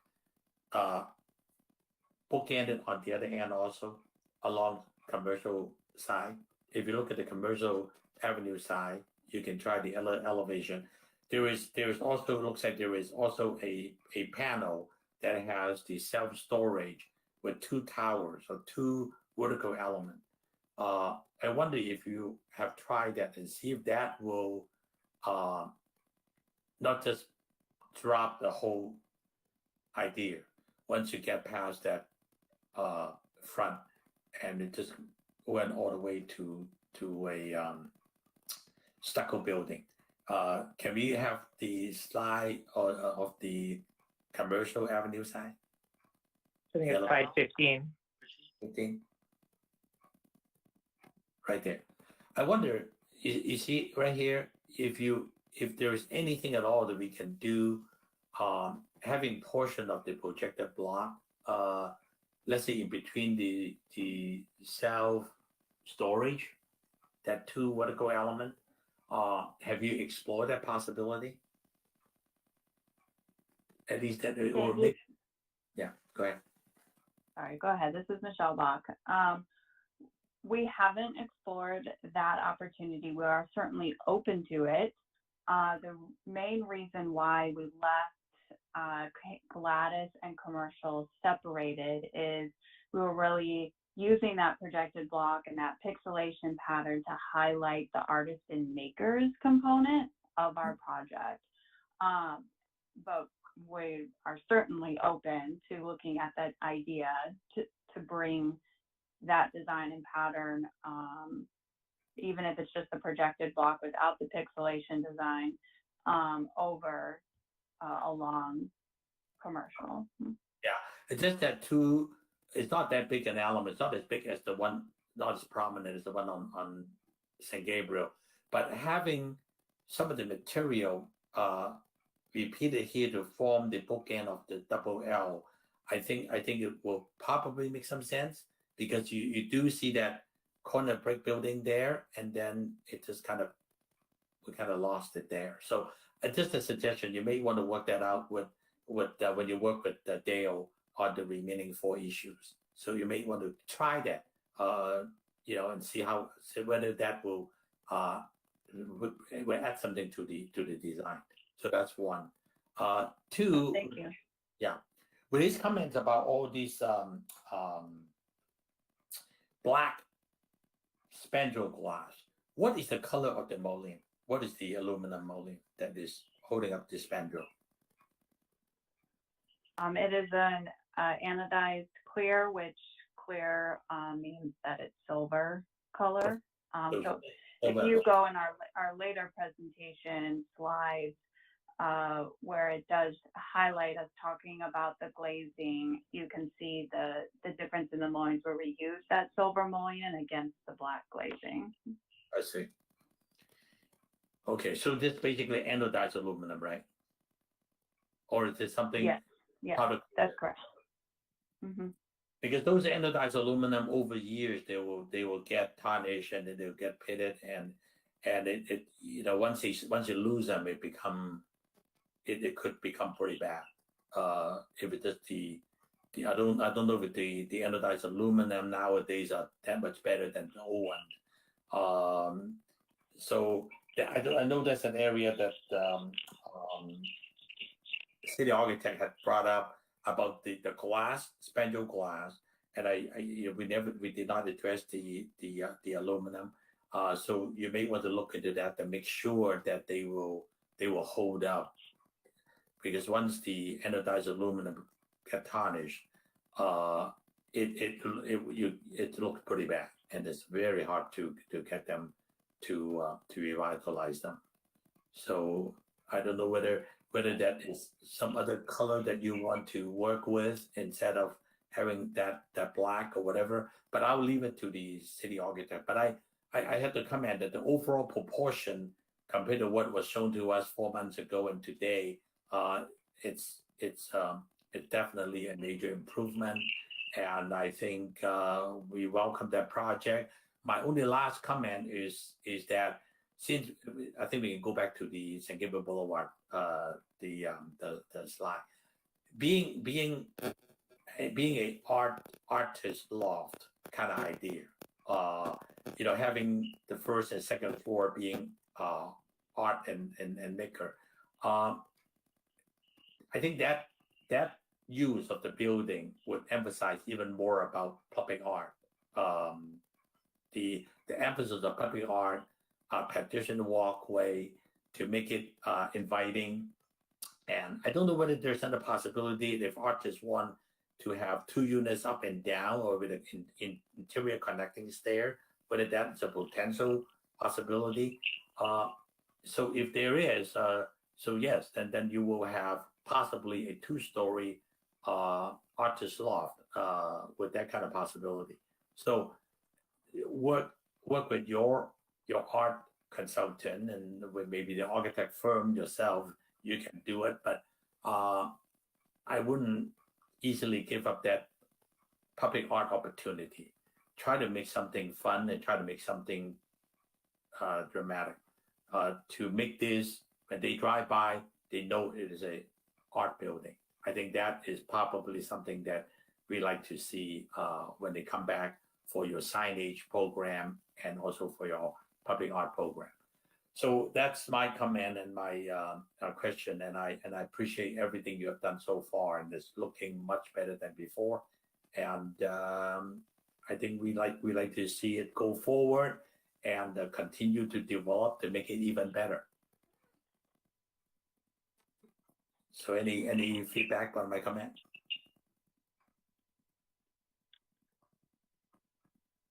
Thank you. That's great feedback. And Michelle, any questions?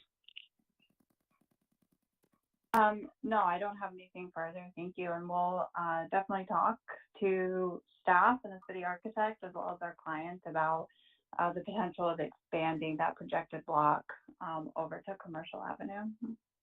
Okay, appreciate that. I think try that. Just do it on the rendering and see how it looks. See if you like that better or your client like it better.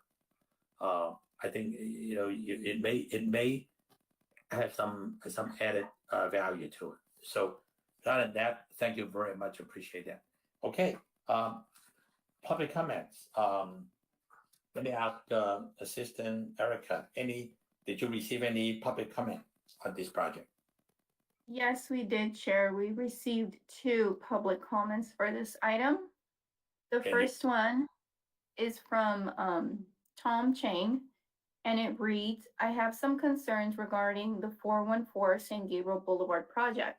Number 1, I have received a note saying that the City Council approved their proposed zoning changes in January. I am concerned about the validity of the approval because it is only beneficial to the storage company and not the community. Number 2, the proposed project will be 5 floors high, blocking any sunlight for at least half the day to its neighbor. There will be only concrete blocks all the way up to the sky. I don't think anyone will like this. I'm concerned that this violates the city regulations. Number 3, also, the building is nearly 200,000 square feet and only has 50 parking. The studies that have been concluded by LLG do not consider the traffic the artist spaces will add. Just from Google Map of the locations they surveyed, extra space storage at Burbank, you can see that all public spaces are filled and there are many cars in the vicinity not parked in legal parking spaces. From other years that Google Maps shows, you can still see more cars than they surveyed. How is it possible that they concluded there were only 3 cars parked during peak hours? The proposal only has 50 of the 107 spaces it requires. Right now, there are less than 30 public parking spaces around the property, and during business hours, half are occupied. I am very concerned that the lack of availability of these public spaces due to this project will hinder the neighboring businesses. Therefore, this project needs to reduce its space and height of the building before the city can completely approve it. Tom Chang. The second one comes from Judy Hui Mena, and it reads, I am the property owner of 840 Commercial Avenue, Ferguson tenant, and would like to continue to add my support to this project. I have been a nearby resident for over 40 years and drive on San Gabriel almost daily.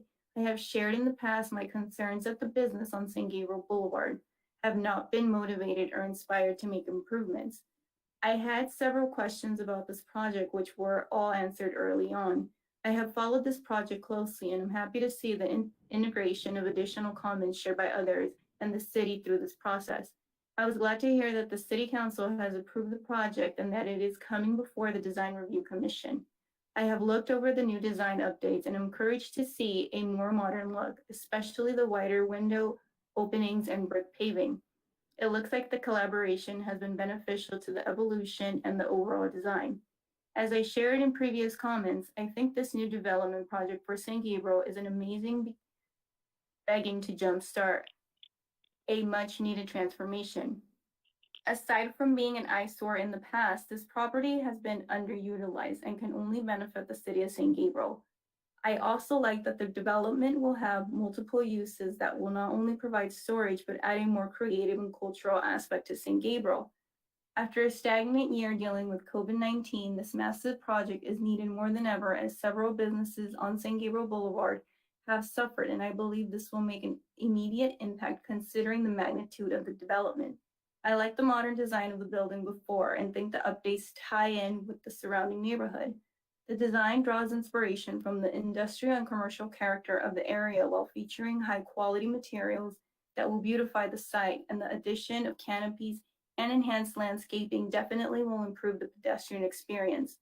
I truly think this will be a great start to help revive other businesses that have had a rough year. The project exemplifies the type of new development needed at this location and for the city of San Gabriel. Sincerely, Judy Hui Mena. And that concludes the public comment for this item. Thank you very much. It is now 8:20, 8:19, and this concludes the public comment portion to this item. Let me just comment on these two public comments. We appreciate the second comment by Judy supporting the project. I think she makes some very good points along the line. As to Mr. Tom Chang's comment, I think for the developer and for the architect, you heard their concerns mainly on what is in there for the public. I think the public art portion of it, which you have not done 100% yet, will allow that opportunity for Mr. Chan's comment about what can you do to benefit the residents of San Gabriel. Also, being a fairly good sized building, your landscaping will probably be something that you want to look at to bring some mature trees that are substantial in size and height so that you can soften that parking lot and so the building does not look as dominant. So I would say take those questions and comments to heart and try to come up with solutions that will help the community more. So that's what I can hear from the public. And so staff, do you have any further comments? Yes, thank you, Chair. Staff would just want to get clear clarification from the Design Review Commissioner regarding the city architect comments, specifically the condition numbers 22 to 26. Just want to make sure, want to get clear indication from the Commissioner how staff or city architect like to proceed with the proposed plans, and whether you want to kind of go with a recommendation recommended by the city architect.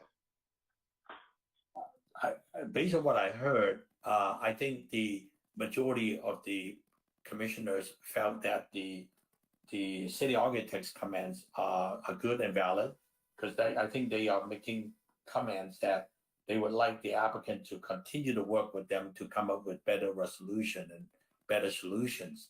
If I hear that correctly, I think we can support that 4 additional conditions as part of the project moving forward. And since they're still going to have to work out a few more details, and they have an opportunity to come back with the public art and also the signage, would that be the opportunity, Dan, for them to come up with some resolution for this commission to look at that time on those 4 particular items, like the color of the spandrel and some of the paving, because we don't have all the solution in front of us yet at this time. Yes, Chairman Chen, this is Senior Planner Matt Chen speaking. And so if it's in the desire of the commission to approve with the conditions, those 4 or 5 conditions will be basically saying that the applicant will work with the staff as well as the architect during the plan check process to identify the suitable materials, the suitable colors, so the project can go through kind of building plan check process. As a separate item for the signage and public art, that will trigger a separate review by the Design Review Commission. So any material regarding the glazing, the color, the block, that won't be going back to commission unless, for example, the applicant insists going to with one material and staff like to have different material. In that case, we'll bring back to the commissions. Otherwise, this will be handled during staff level, working with city architect and the applicant. Okay. Yeah. Chairman Chang, this is Dale Brown. If I could maybe just add one point of clarification, I do think it's important that the final decisions of the or the results of these conditions of approval are accurately represented when the project comes back to you for signage and for public art, so that you can see those 2 items in context of the decisions that have been made. Correct. I thought that. I think it depends on how the deliberation goes later. We will have a chance to at least understand whether they want to do something on the commercial side, avenue side, on the block, whether what kind of spandrel is going to come in, whether the aluminum mullion will be just the anodized aluminum. I think we will have an opportunity to at least understand what the final look of the material, including those 4 areas. But I think it depends on how the majority of the commissioner feels. I personally feel comfortable with staff and the city architect. I think they are well competent and they can do just as good a job and working with the applicant on those 4 items. This is my personal opinion only. But I hope that answers your question, Matt. Thank you. All right, so if that will work, and then maybe I'll go on to our own commissioners' deliberation. So therefore, this time, the public portion of the meeting is closed, and I'd like to have the discussion among ourselves. Commissioner Tu, what is your feeling on this overall project?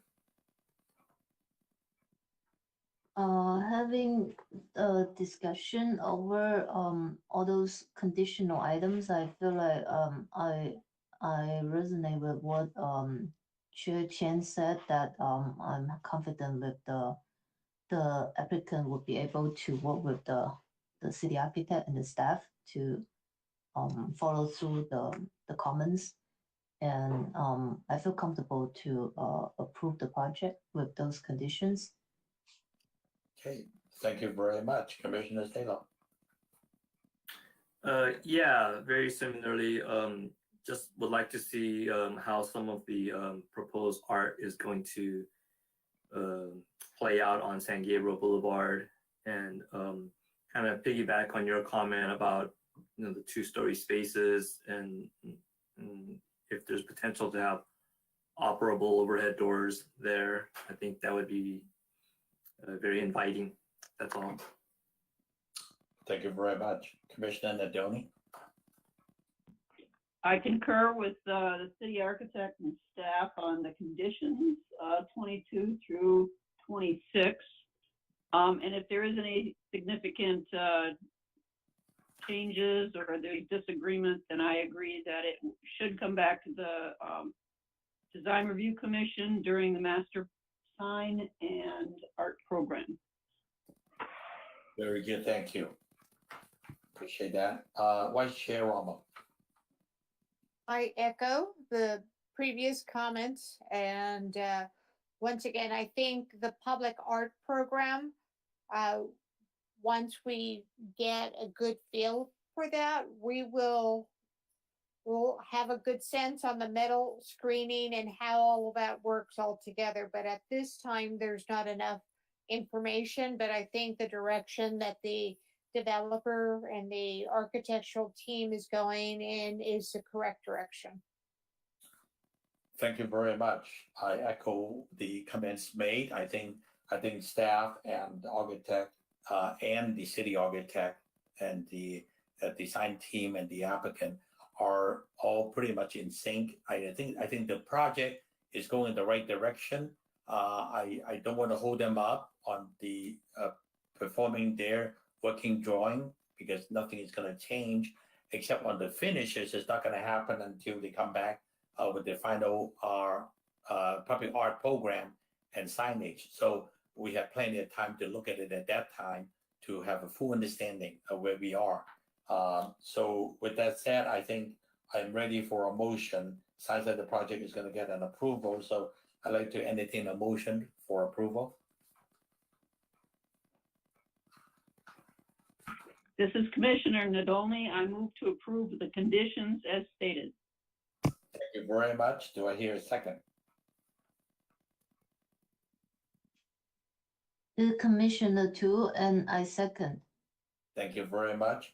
It's been moved and seconded. Roll call, please. Roll call vote. Commissioner Tu? Yes. Commissioner Salo? Yes. Commissioner Nadolny? Yes. Vice Chair Romo? Yes. Chair Chang? Yes. Motion passed. Vote is 5-0. Thank you very much.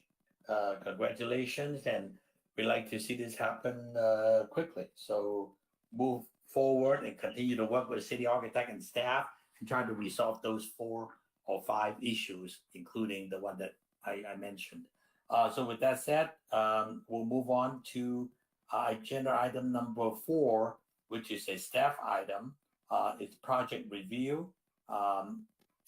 Number A is 700-800 South San Gabriel Boulevard, pending case number PPD 18-002, precise plan of design. And I think Matt Chan, you're going to be doing the presentation with us.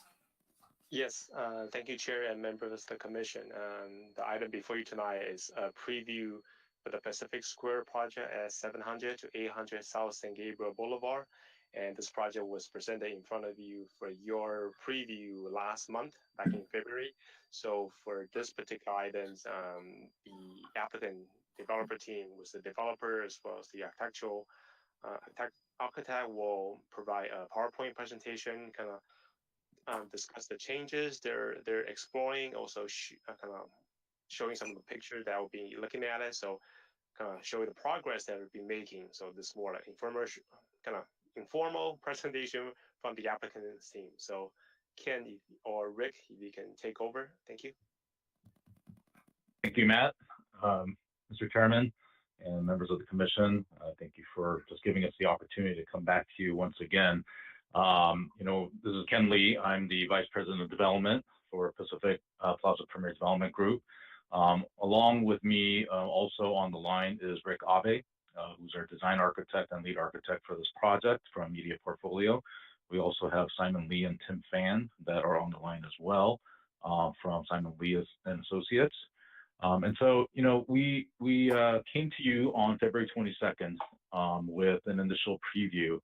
And it was a lot of information, obviously, to digest, but we appreciated very much so the comments and questions that came from the Design Review Commission, both in terms of design as well as the functionality of the building. And so what Rick is actually going to be walking through tonight with you are responses to basically a lot of the comments that we've heard from both a functionality standpoint in terms of explaining the project a little bit more, but then also in response to some of the design feedback from the San Gabriel Boulevard perspective, as well as Gladys Avenue. And he'll be walking through those sketches and concepts to get some feedback as well. So the opportunity to come back to you was good timing, because we're still getting ready in terms of the EIR and preparing the final EIR with the consultant and city staff. And so we hope to get to Planning Commission ideally in April or May. So with that, I'm going to hand it over to Rick, and I may jump in as well a couple of times here and there during his presentation. Rick? Thank you, Ken. And certainly thank you, Chairman Chang and members of the commission. This has been a really great opportunity for us to hear your thoughts and to develop the design even beyond where we were before. During our last review, we showed a lot of the landscape features of the project, the Central Park, the Tribute Grove, and the overall organization of the architectural elements. Today, our intention is to respond to some of the great comments that were raised, specifically on circulation, the impact of COVID on design, and how the design responds to the street. Next slide, please. So we're showing you the site plan here, just to remind you of the organization of the site, where we use a retail podium with residential above. The development is organized by a large central park that will be the most significant publicly accessible green space in the area. The series of diagrams that we prepared speak to several points that were raised during our last discussion. Next slide.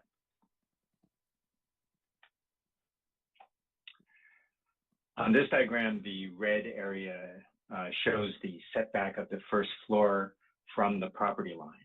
And even though commercial projects are not typically set back from the property line, there's a great value in the effect of widening the walkable space of San Gabriel Boulevard. The blue areas show the setback from the commercial face back to the residential face of the buildings. And the average setbacks range from 10 to 30 feet at some points. Next slide. At the last meeting, we spoke about the Central Park, but we only touched briefly on the garden plazas on the upper level serving the residential units. This particular diagram shows the buildings juxtaposed against the open space. And really, that's really the key to kind of the design strategy here. Next slide. So if you dissolve to the diagram, which shows the crosshatching, the varied crosshatching defines the Central Park area, the plaza areas, the common open space, as well as the residential common open space and the residential private open space. So really our goal was to create meaningful landscape setbacks, meaningful open space wherever possible. Next slide.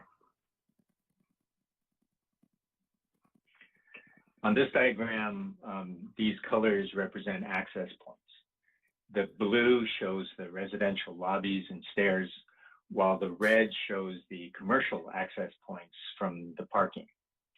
It's noteworthy that the residential access points connect parking levels, subterranean parking levels, with the multiple floors of residential above, whereas the commercial access only needs to connect the mezzanine parking level with the ground floor. The green boxes show the residential trash enclosures and the orange boxes show the commercial trash enclosures. Next slide. Rick, before we advance, can I just also point out for the commission that one of the comments we did hear was with regard to the circular rotunda that was on the 700 plaza portion, which is the north building. So if you look at those, what you'll see actually now that there are two square-shaped elements to those buildings, and that was a comment we heard from Commissioner Naldoni. Yeah, thank you, Ken. And you know, in general, our primary goal was to create a both a interesting as well as architecturally consistent design throughout. So any comments that you have as it relates to that are certainly welcome. Next slide.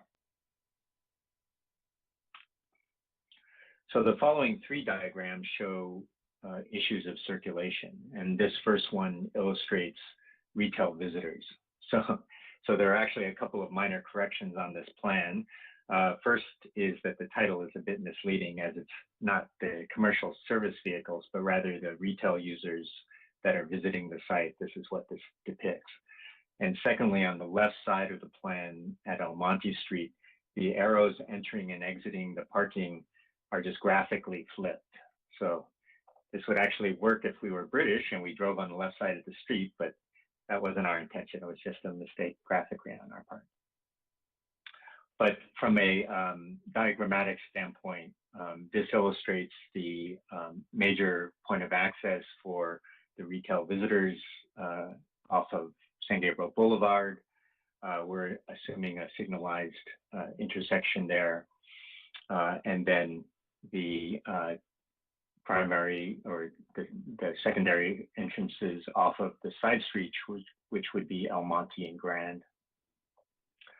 There's also a tertiary access point off of Gladys, and that's just because the size of the parking in that area on the south block is larger than the parking area on the north block.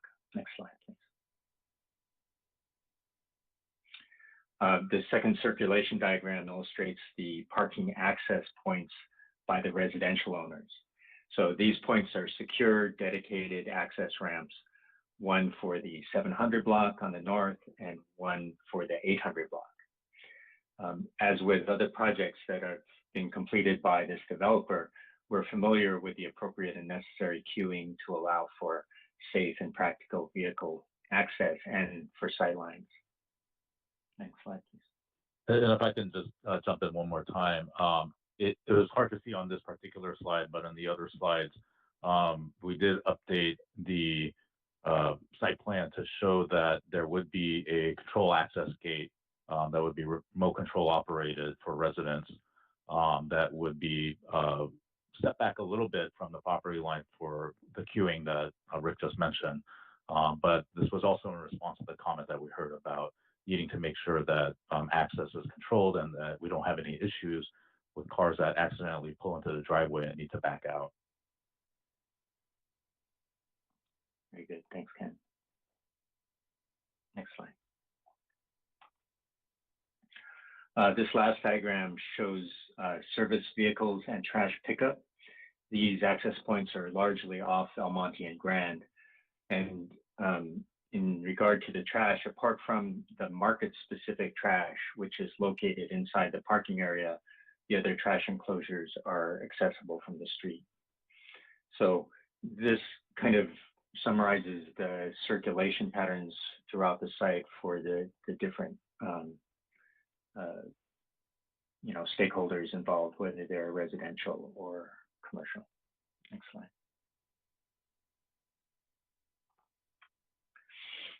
The next section of our presentation is where I'd like to revisit some of the design issues that were brought up at the last meeting. This image is just to remind you of some of the higher quality materials and finishes that we're proposing and how the materials help the scale of the development. Next slide. This slide of the materials board includes the use of a fiber cement siding in 3 natural wood colors, the Alucobond aluminum wall panels, and smooth finish stucco, and the finish schedule on the left. Next slide.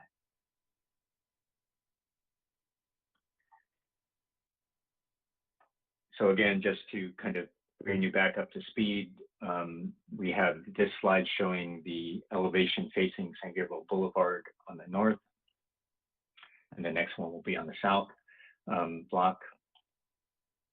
Using multiple colors allows us to refine the scale of the building, both on the upper residential levels as well as the commercial podium level. Next slide. And this is the south block using the same strategy. It's important to note that there are a number of strategies used to address scale and to give individual distinction to the retail. And we will be discussing that in this next section. Next slide.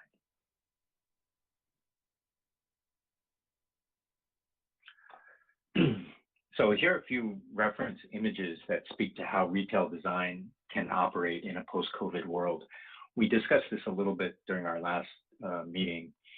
Our design study and the associated sketches that we developed for you tonight were done in concert with this type of research and this direction of thought. Notably seen in the left image are the possible use of roll-up doors to provide an indoor-outdoor experience. In the lower right image, you see the use of defined railings to segregate the restaurant use for either function or identity. And in the upper right image, you can see that activation is encouraged through the use of appropriate outdoor furniture, umbrellas, colors, showing, anytime people are active on a site, it encourages the approach to the street that the development has. Next slide.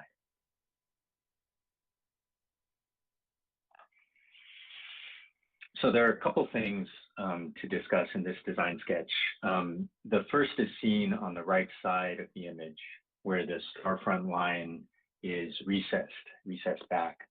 It allows for an enhanced outdoor dining experience along San Gabriel Boulevard. This is in response to the comments that we heard from the last meeting, and it helps and addresses both function and aesthetics.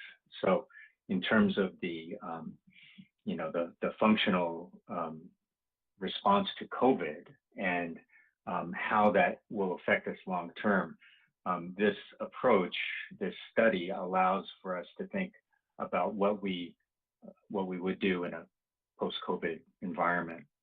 And then from a activation standpoint, this particular image shows the retail space step back, and this is adjacent to the market space on the corner.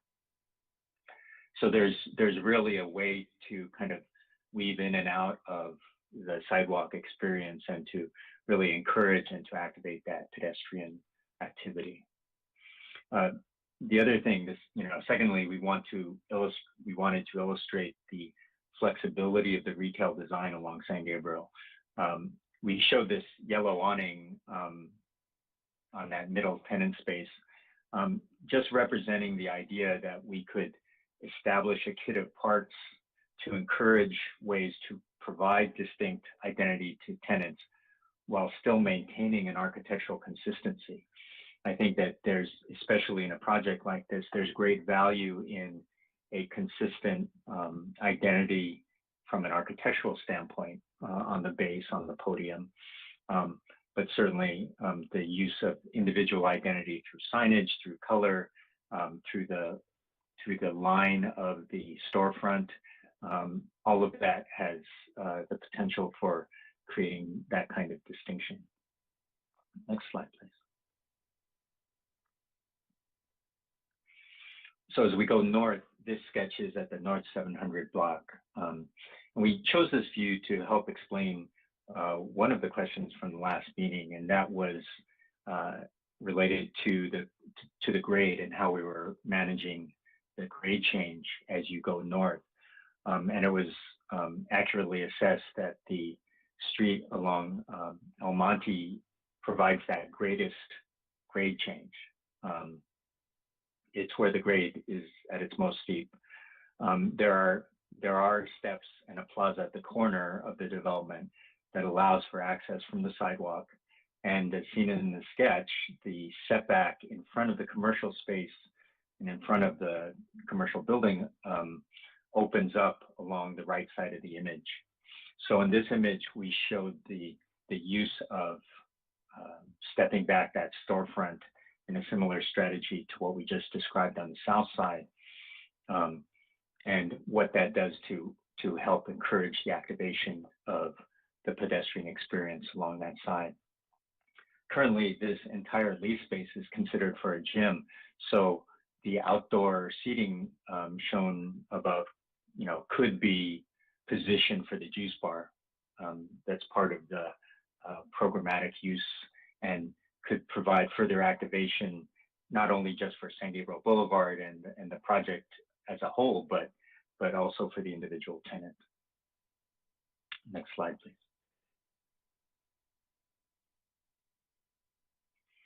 Well, taking a page from the playbook of the previous applicant, another design issue that we studied in response to your comments was the opportunities along the east side of the development, the Gladys Street elevation.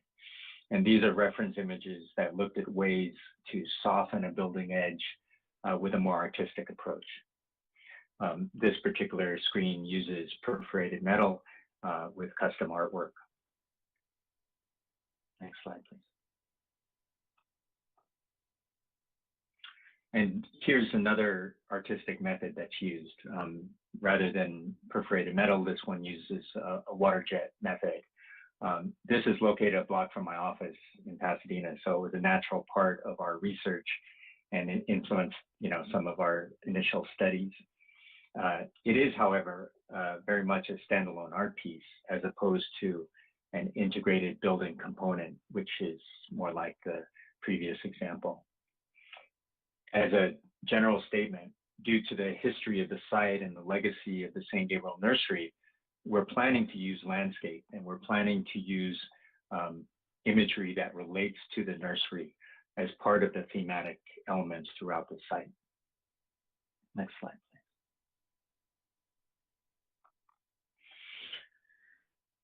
So this is our last sketch. It's a sketch that puts some of these thoughts into context.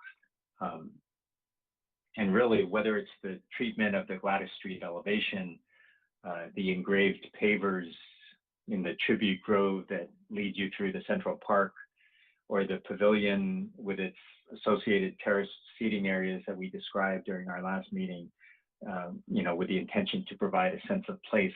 It's really been our goal to use public art throughout the project as we described through all of these different elements. And as a general statement, we really want good design, both architectural and otherwise, to drive the experience of the development. And I really join Ken in saying that your comments have encouraged that direction, and we appreciate your part in the eventual success of the project, and we thank you for that. Lastly, so we're available for any questions or comments, and we certainly appreciate the opportunity to be here again tonight. Thank you, Rick. Appreciate that very much. Let me go through our commissioners and ask them individually, because I think it was very, very impressive. Since our last meeting in such a short period of time, for a month, you answer most of our questions, and I think it's going to help the project a great deal all along. So I'll start with Commissioner Tu. Do you want to make some comment based on what you see tonight? Yes. I appreciate the work the applicant and architect had put in to illustrate the project with all those details. Because the last time I think the package itself has contained a lot of information, drawings and the design of consideration. Maybe it's just the presentation was like more like the way it was illustrated. It's more like a sketches. So we didn't get to see a lot of the detailed design has been considered in the design package. So I think the improvement is pretty obvious, and I do like the treatment to the facade at the parking side, that with the imaging on the perforated metal panel, and also had the image related to the historic nursery of the San Gabriel. I think that is a pretty smart move. I do have a comment regarding the in terms of the storefront at the retail along the San Gabriel side. I think there was a rendering been illustrated with a cafe with sitting in front for the dining. But I didn't really see the design of the storefront being like having individual treatment, but still, like, I remember what Commissioner Nadoli addressed last time, that although there is a detailed design for the storefront, but it seems like they all like a block, and then they are like modularized. They don't really necessarily have its own individuality. So I thought that would be the only common and concern I have regarding the storefront design. Yeah, and that's all I would have to say. Thank you, Commissioner Tu. Commissioner Stalo, any comments based on what you see today? Yeah, mainly I just want to confirm that when retail customers come to this property and they park on the ground level, that they will have to walk out to San Gabriel Boulevard and enter those businesses from the front door on San Gabriel, that they're not accessed from the parking directly. Is that correct? This is Ken Lee. Yes, that is correct. The market is the only storefront that has pedestrian access from both the parking garage and from San Gabriel Boulevard. But the rest of them require all of their patrons to walk out to San Gabriel Boulevard. Okay, thank you. Which is very, very different from Alhambra Place, which I know there was reference to previously. And we also looked at that project as we were designing this project. Yeah, I mean, that project, they did a lovely job of activating the parking lot. Unfortunately, you can't see any of it when you drive by. It's kind of a shame because, you know, they did do a nice job on the other side of the building. Right. Thank you. Right. Thank you, Commissioner Nadoni. Your comment, please. Yeah, thank you again for the presentation. You've done a bit more work, but I don't see too much difference other than the element, the round element was changed to a square element. I'm not sure you captured all the changes that we had talked about in the plan, but I know you're still working on it, which is fine. I do have my big concern, and I think that it was brought up last time too by Chairman Chang, I think, was if you could help me understand if I park on the mezzanine level going to the market. I go into the market, buy my groceries, come out with my grocery cart. How do I get back to my car? It's an excellent question, which we specifically had to address as we were talking with one of our prospective tenants. They specifically needed to make sure that we would have elevator access from the ground floor to the mezzanine level and vice versa, but also to have a shopping cart corral on the mezzanine level. But it would require you to take the elevator with your shopping cart. So in some respect, it's similar to, I think there's a Vons store up on Sierra Madre Boulevard. Unlike what we had talked about as maybe more of a convenience of the Whole Foods on Arroyo, I find that could be problematic. It doesn't appear that your elevators are large enough. I don't know if they had that comment. You only have 2 elevators right now, correct? Servicing that area? Correct. So you would have to come out of the back, I guess it would be east-facing side of the market into, and then come around the side to get into the elevator, to get up to the mezzanine parking deck? That is correct. One thing I did want to specifically point out is that each of these tenants at our markets have very specific requirements in terms of parking that's accessible directly from the same level as the entrance. And so we see, and they see as well, that the mezzanine level is more overflow. Because they would require a minimum of 80 parking spaces to be exclusive to the market on the ground floor. Well, I guess going back to my first comment, what I've seen in your presentation is you put colors and arrows to a plan that you've already presented to us. And you've explained it in that way, but I don't think you've really gotten into it and really understood the circulation that we were kind of looking for. As someone who comes to the site, shops, and gets to each one of these retail or market or businesses. So I think you got a little bit more work to do. Those are my comments. Thank you. Thank you. Point well taken. Thank you very much, Commissioner Nadoni. Vice Chair Ramos.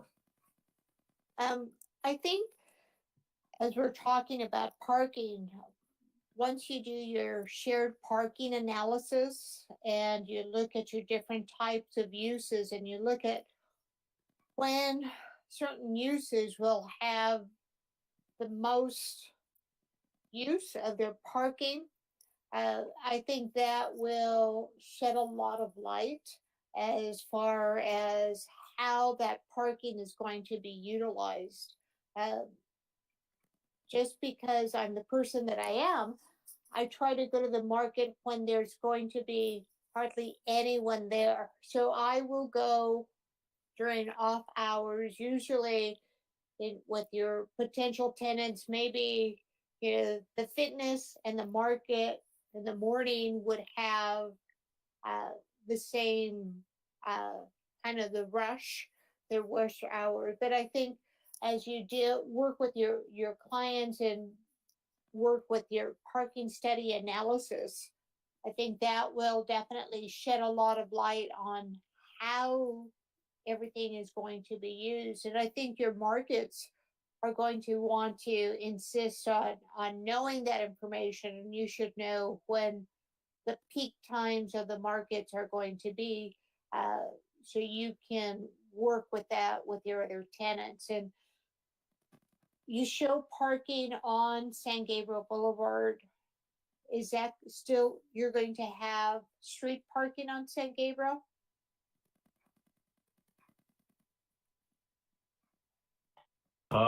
You can tell that the sidewalk is a bit recessed there. So there was discussion that we probably still need to have with public works staff as far as whether street parking will be allowed.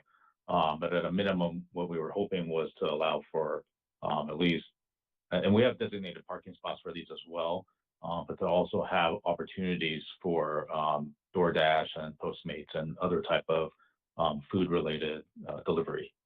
So when you're looking at activating the streets around your project, I think having that street parking is imperative. That's one of the things when you look at Alhambra Place, there's no parking on the south side of Main Street or on Garfield around Alhambra Place. So that looks, it doesn't activate that whole center. But when you look at projects, say in Pasadena, the Macy's, there is street parking on Lake, there's street parking on Hudson. So there's different ways to have access to the project, and that's one of the ways to help activate the whole project and make it a little bit more user friendly. If you're going to go to the market for a quick gallon of milk, maybe it doesn't make sense to park in the parking structure, but if you can get a quick, a 20-minute street parking space, run in, run out, you can use that convenience of having the street parking. I think that's something that you really need to push Public Works to try to move forward and work with the economic development staff at the city to try to make that point that the street parking is part of the whole activation. And it also, when you look at your street diner, it provides a buffer to the moving cars. If you have a car that's kind of stopped there, it does provide that buffer. So I want to just kind of mention that as well. And here with this project, just like the previous project we talked about, I think the perforated panels look nice on Gladys, but we are going to want to see something on San Gabriel Boulevard, something that is facing the predominant street where you're going to have the predominant vehicular traffic and pedestrian traffic. Those are my main points. Thank you. Thank you very much, Vice Chair Rommel. I echo most everything that Commissioner have said, except I have a few more comments made. That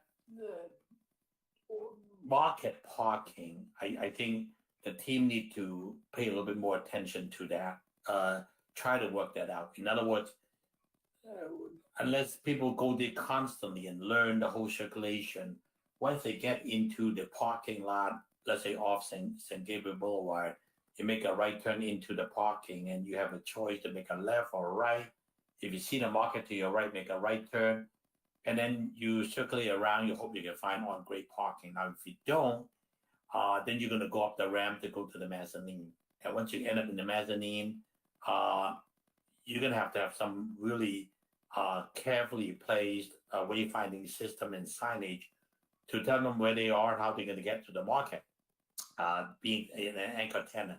So if you want to borrow the idea of how Whole Food on the Arroyo and or IKEA having a large enough elevator that they can actually push a cart in there and go right into the market, that's fine and good.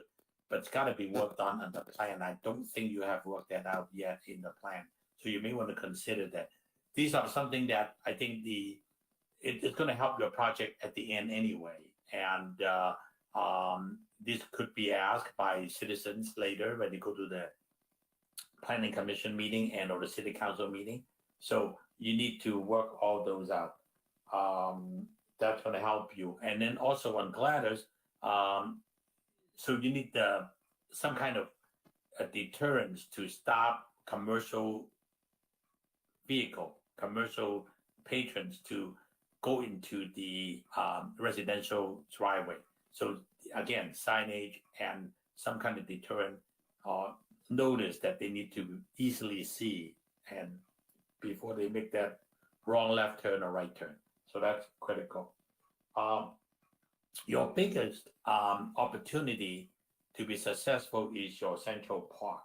Of course, I know you haven't got that far yet, but eventually when you continue to develop the Central Park design, understanding the San Gabriel nursery, the history of it, that is a great opportunity for you to do something great in that park, to make it so that the on-site residents can enjoy it. Residents that attended your commercial area can also enjoy it. So that's critical too. Again, some of the trash, I can see that you already make some consideration on your elevators, separating the commercial circulation and the residential circulation. Just pay attention to some of those details that so you don't create something that once you get too far, you cannot, it's too late to solve it later. So other than that, I think you're in the right direction. I would say continue to refine some of the work as Commissioner Doni said, you still got work to do. And I echo the same thing, you still got work to do. But it's gone, I appreciate the fact that you responded to some of the questions that we raised, and at least you start paying attention to those. But I understand that you may not have all your storefront worked out yet, so that's why maybe Commissioner 2 is concerned about having your delineation of all your storefronts may not be obviously defined. But as you continue to refine your design, they should be considered. I think other than that, it's almost like the other projects. We made all the comments at the beginning. They addressed it, and you go on to Planning Commission and the City Council meeting, and when you hear additional comments from either concerned citizens or the commissioner, you would consider to work on that, and then by the time they come back to us, then maybe the project is 99%. So that is the way that I like to see that happen. So with that said, I would just leave it at that to the applicant. Do you have any? Oh, I see a hand raised. Commissioner Nadoni. Yes, please. Yeah, just to kind of emphasize the point, could we go to slide number 6?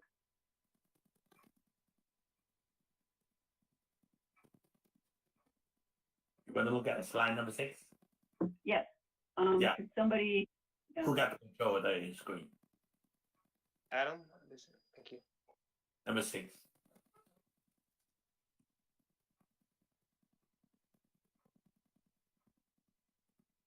Okay. So if you look at slide number 6, you can see the entryways, the 2 side entryways off of San Gabriel Boulevard, not the main one coming through the Central Park, but the one over by the market is totally constricted compared to the north one.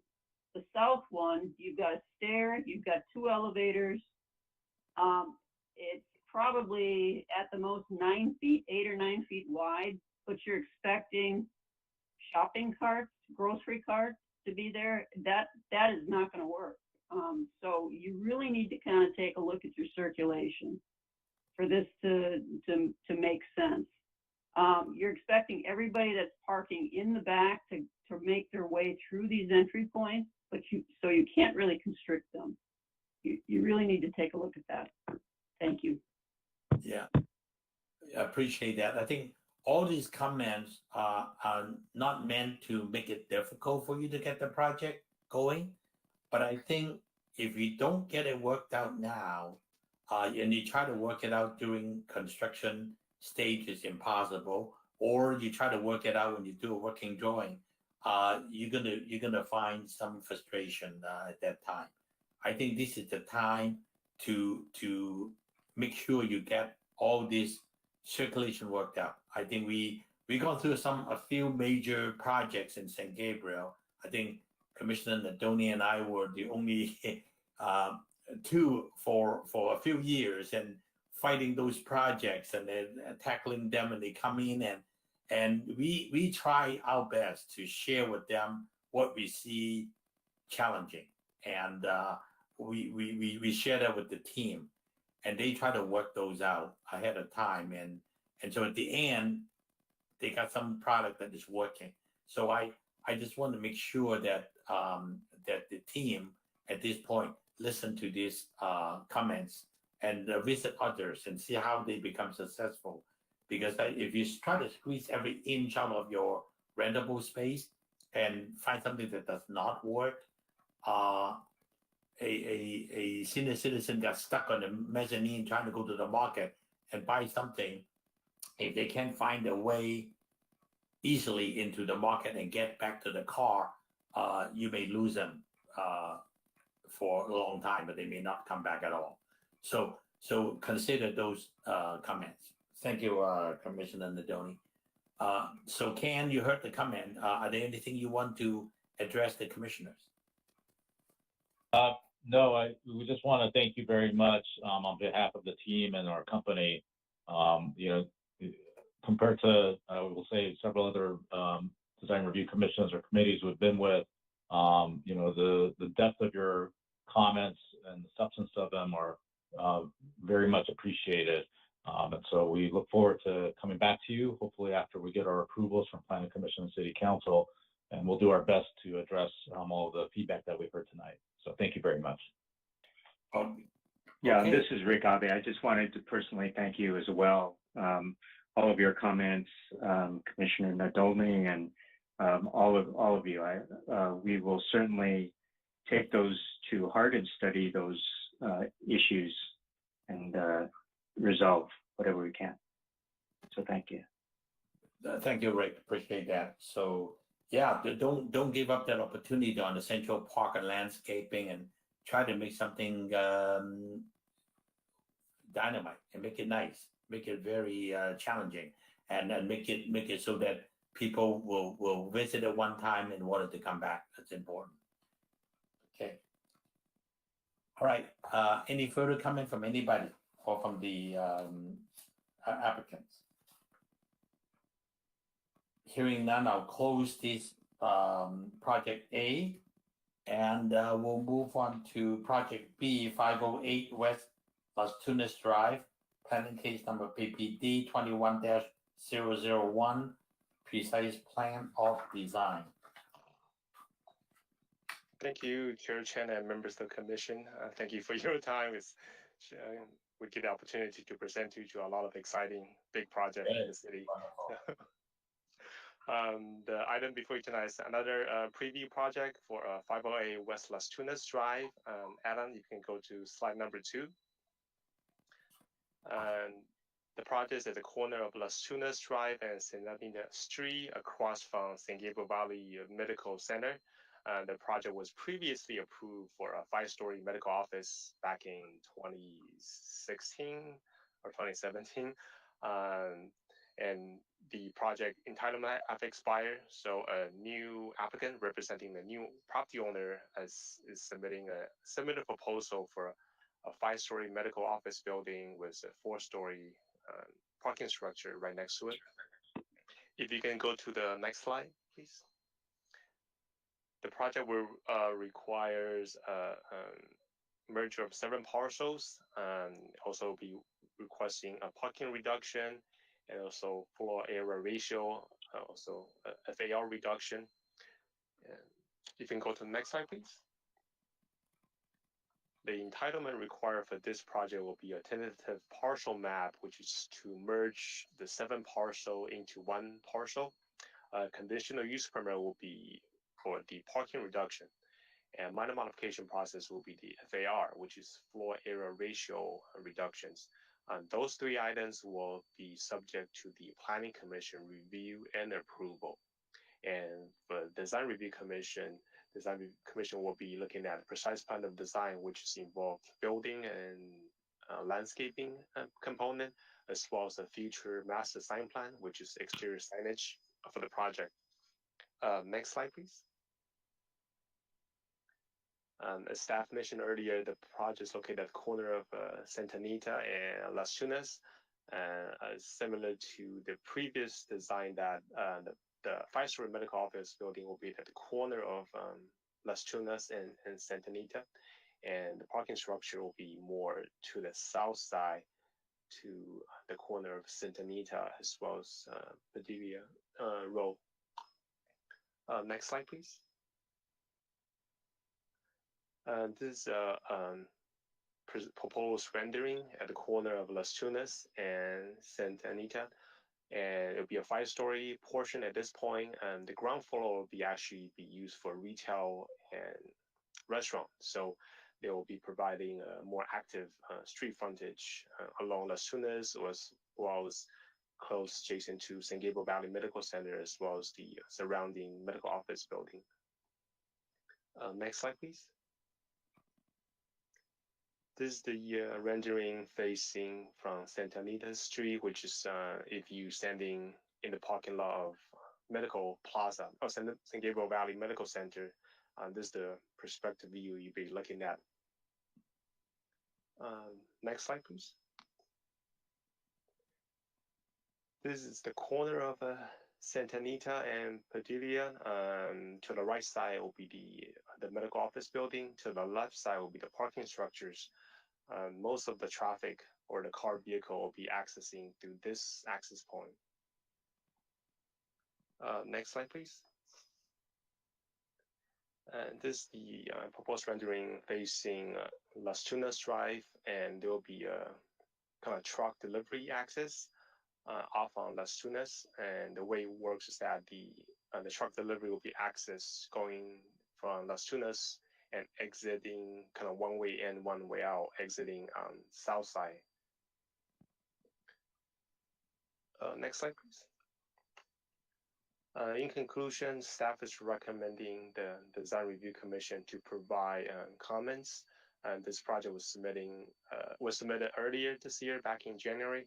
And the purpose of this meeting is to have the commissioner review this project, provide important comments, so the applicant as well as the city architect can continue work with staff as all 3 parties involved to kind of improve the project from architectural standpoint, from landscaping, from signage, so we can kind of continue making progress for future planning commission or design review commission considerations. The design team is here tonight. They're available to answer your questions or taking comments from the commissions. This concludes staff's presentation. Staff is ready for any question.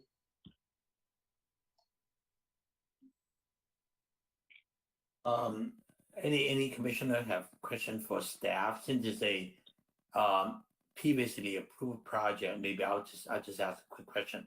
So you said the approval expired, and from the last approval, and now this is like considered a new application. Is that what it is? Yes, the previous project was approved by Planning Commission and Design Review Commission at a joint meeting back in December of 2016. And the project has since expired. It was expired back in 2019. And current developer as well as the property owner, they are a new kind of group but they want to propose a similar project, but with kind of a different design component. I see. Are the footage, height, most everything pretty much stay? Because we spent a lot of time on the last previous one. I'm sure Commissioner Nadoni can attest to that. But it's pretty much the same program as far as the project scope. The medical office building square footage is smaller, as well as the parking structure small square footage. So the number of stories still remain the same, but the overall square footage, it is reduced from the previous project. Thank you. Okay, Commissioner Nadoni. With this, since this is a design change, I know at the last time we had numerous community questions and issues, especially the residents along Padilla. Will this have to go back through community, reviews? Yes, as part of this kind of internal review process,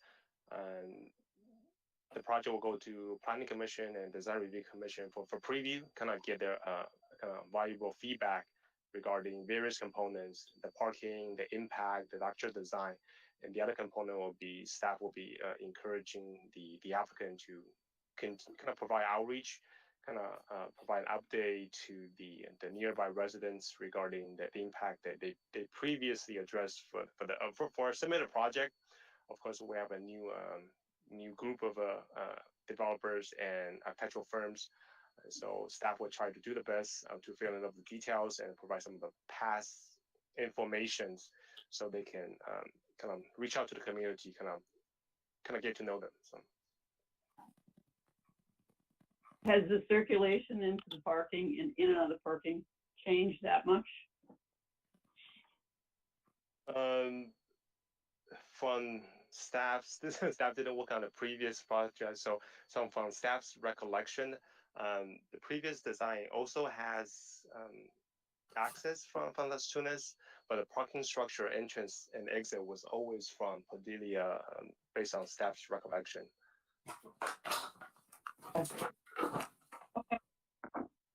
I'll have some comments later, but thank you. Yeah. All right. So yeah, I also have some comments later. Why don't I just go around and let for those members that see it for the first time, I'd like to hear your comment, and then I think I will roll back some of the memory challenges we had on the same site, and maybe this new architect team can either we can shed some light on that, or they have a solution that I'd like to hear. So go ahead. We'll start with Commissioner Teal. Why don't you share with us your overall feeling on this particular project for your first time looking at it? Oh, yes. I do have a question for staff. It says the building, the overall massing and the height and the area, it doesn't have major change from the previous approval. I was wondering, are the ground floor program are the same as retail and the restaurant at the ground floor? Because it looks like the previous approved project has a flat a grading at the ground floor so that you can see all the storefront, but in this iteration, in this application, it actually has a sunken plaza to the north side of the project. So that was my question, to understand if the building height or the placement of the pad has been changed in elevation. Staff doesn't have the grading related information, but as far as the use, the previous approval or the previous project that include kind of retail component on the ground floor. Staff's understanding from reading the prior staff report, from doing all the research, the ground floor, the intention at that time is to provide kind of active area the Las Tunas Drive, the corner of the this project, as well as to provide active street frontage, kind of active use with the retail restaurant. So this project will continue to do that with the retail and restaurant use instead of medical office use. So that will remain the same, but staff doesn't have any prior information regarding the grading information. Yeah, that's Okay. Commissioner Tu, you have further comment? I think this is the main thing I would like to clarify with the designer or like the architect, that the Sunken Plaza, the assistant of the Sunken Plaza, really like not really helping the retail. And also in terms of the argument of activating this like Santa Anita Street, that Sunken Plaza, along with the changing landscape elevation, it is an obstacle, like it's not really helping. So that was something I would like to understand. What was the reason to create this Sunken Plaza for the retail when it was okay in the first application? That is pretty much, it seems like it's all flat to me on the elevation on the rendering. Maybe yeah, Chair Chang, I totally forgot we have a city architect, Dale Brown, was here last time, so he can provide important history or recollection of what happened last time. Dale, I don't know whether you recall it or not, but I do recall somewhat that Sunken Plaza on Las Tunas really concerns me also, and I think the last design team worked with the gray on Las Tunas and bring it in, and then they try to work out the gray change either midway of the building to have a change of gray inside to pick up that gray change, and then when they come down to this and then either side, they try to the ray on the south side of the building, they work that out. So in other words, they split the gray difference and try to make it work. And I think it was a more successful solution than dealing with a long building and try to drop everything below Las Tunas. I think that would be a big challenge.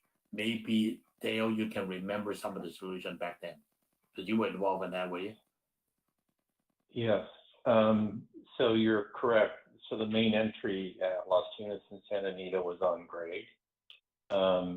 As you go south, I think the total grade change is at least 6, if not 8 feet. So they were providing ramps along Santa Anita that I think both went south into there. Previously was also an entry into the building at the south end near the parking garage. So they were ramping to that to get up to that elevation. And then the parking structure was designed in a way that each of the floors of the parking structure, where it interfaced with the building, met the building grade. So when we looked at these drawings also, we were concerned about that entry and the sunken nature of it, and what that kind of looks like and would feel like. In addition, the previous project also, the cutaway, the recess that was happening at that main corner was also another floor high, I believe. So whether the recess first floor at that corner stays or not, we're concerned with that, the third floor, if you will, and I think our recommendation would be to study that and pull that back more in order to open that corner up. Thank you. I appreciate that, because I think that really the first thing, that corner for some reason is not working quite well, both on grade and how it approach, and it didn't open up. It's a sharp column in there. So yeah, I'd like to hear all the other commissioners' concerned, and then I think we can have an open dialogue. Is the architect with us today from Whitefield? Yes, the architectural team is here today. Yes. I see. Do you know who is representing them? Do we have the name of the person? At least when we start talking, I hope somebody is taking note and we can at least address to that person. Who would that be?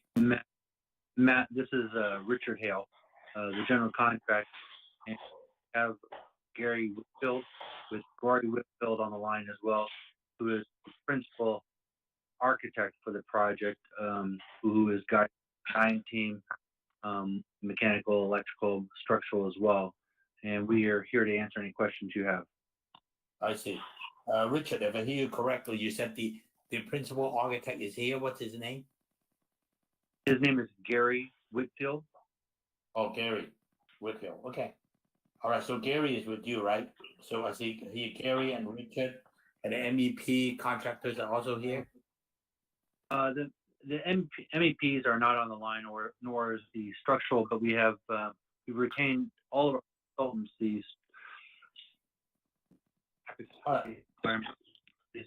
So Gary is on the phone. He can answer questions, and I can answer as well. Okay. Well, as long as we know that we're talking to the team and all these comments are made and people are listening. So Gary, you are the architect, and we would count on you taking notes and maybe even addressing some of the concerns and issues and take it back to your team. Yes, can you hear me? Yes, we can hear you, Gary. So is that Okay, you? good. Yes, this is me. All right. So you're on calling number 1, C1. All right. So thank you, Commissioner To. Do you have anything further? Yes, it's also has to do with that Santa Anita facade, because it's a really long facade. And there's a lot of reference images provided by the applicant showing how this retail space it will be designed. But I just having hard time to associate with the current design yet. So I was hoping to hear from the applicant, like what is those design can be this idea, how can those idea can be addressed and further developed to the retail interface. Because in the previous project, it actually the building, the really long facade has been broken into different sections. So it seems like a lot of the scale has been manipulated somehow to accentuate the need of the retail. But now it's like just one big flat facade. So that's my next comment. Gary, you got that? Yes, the idea again was similar to the last project where we were thinking of basically opening the whole lower level up at the restaurant lease spaces and making it more of an open air and non-defined sort of edge. It would be defined when the glazing elements were closed, but what could go on inside that space would be articulated and manipulated on as the tenant defined their space, both interior and exterior, meaning that some of the interior or the exterior space would really be from the building facade inward, and then where they wanted to define closed in or demise space, that would be interior wise. So what we've shown is really a glazing element that can actually be completely opened up.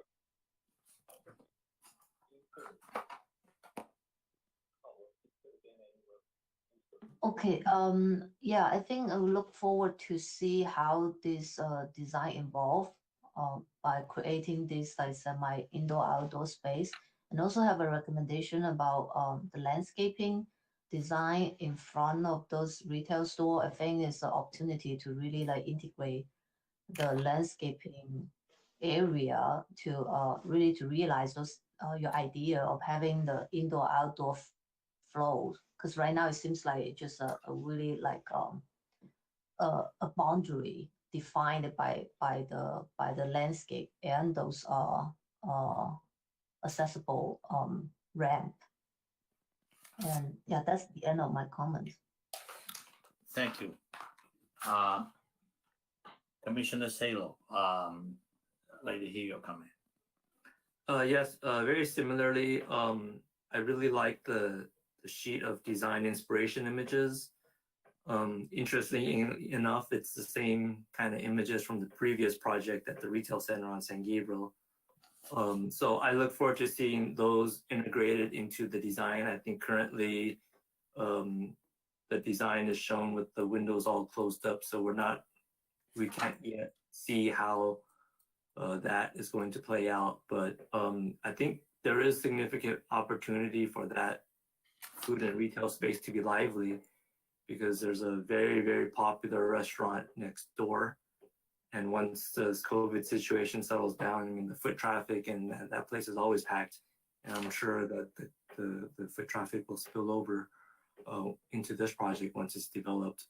And aside from that, I think it is an improvement from the previously approved project. And there are a few sites in the city where a building of this size would be appropriate, and fortunately for the developer, I think this is one of them. Those are all my comments. Thank you. Gary, you want to respond to comments made by Commissioner Salo?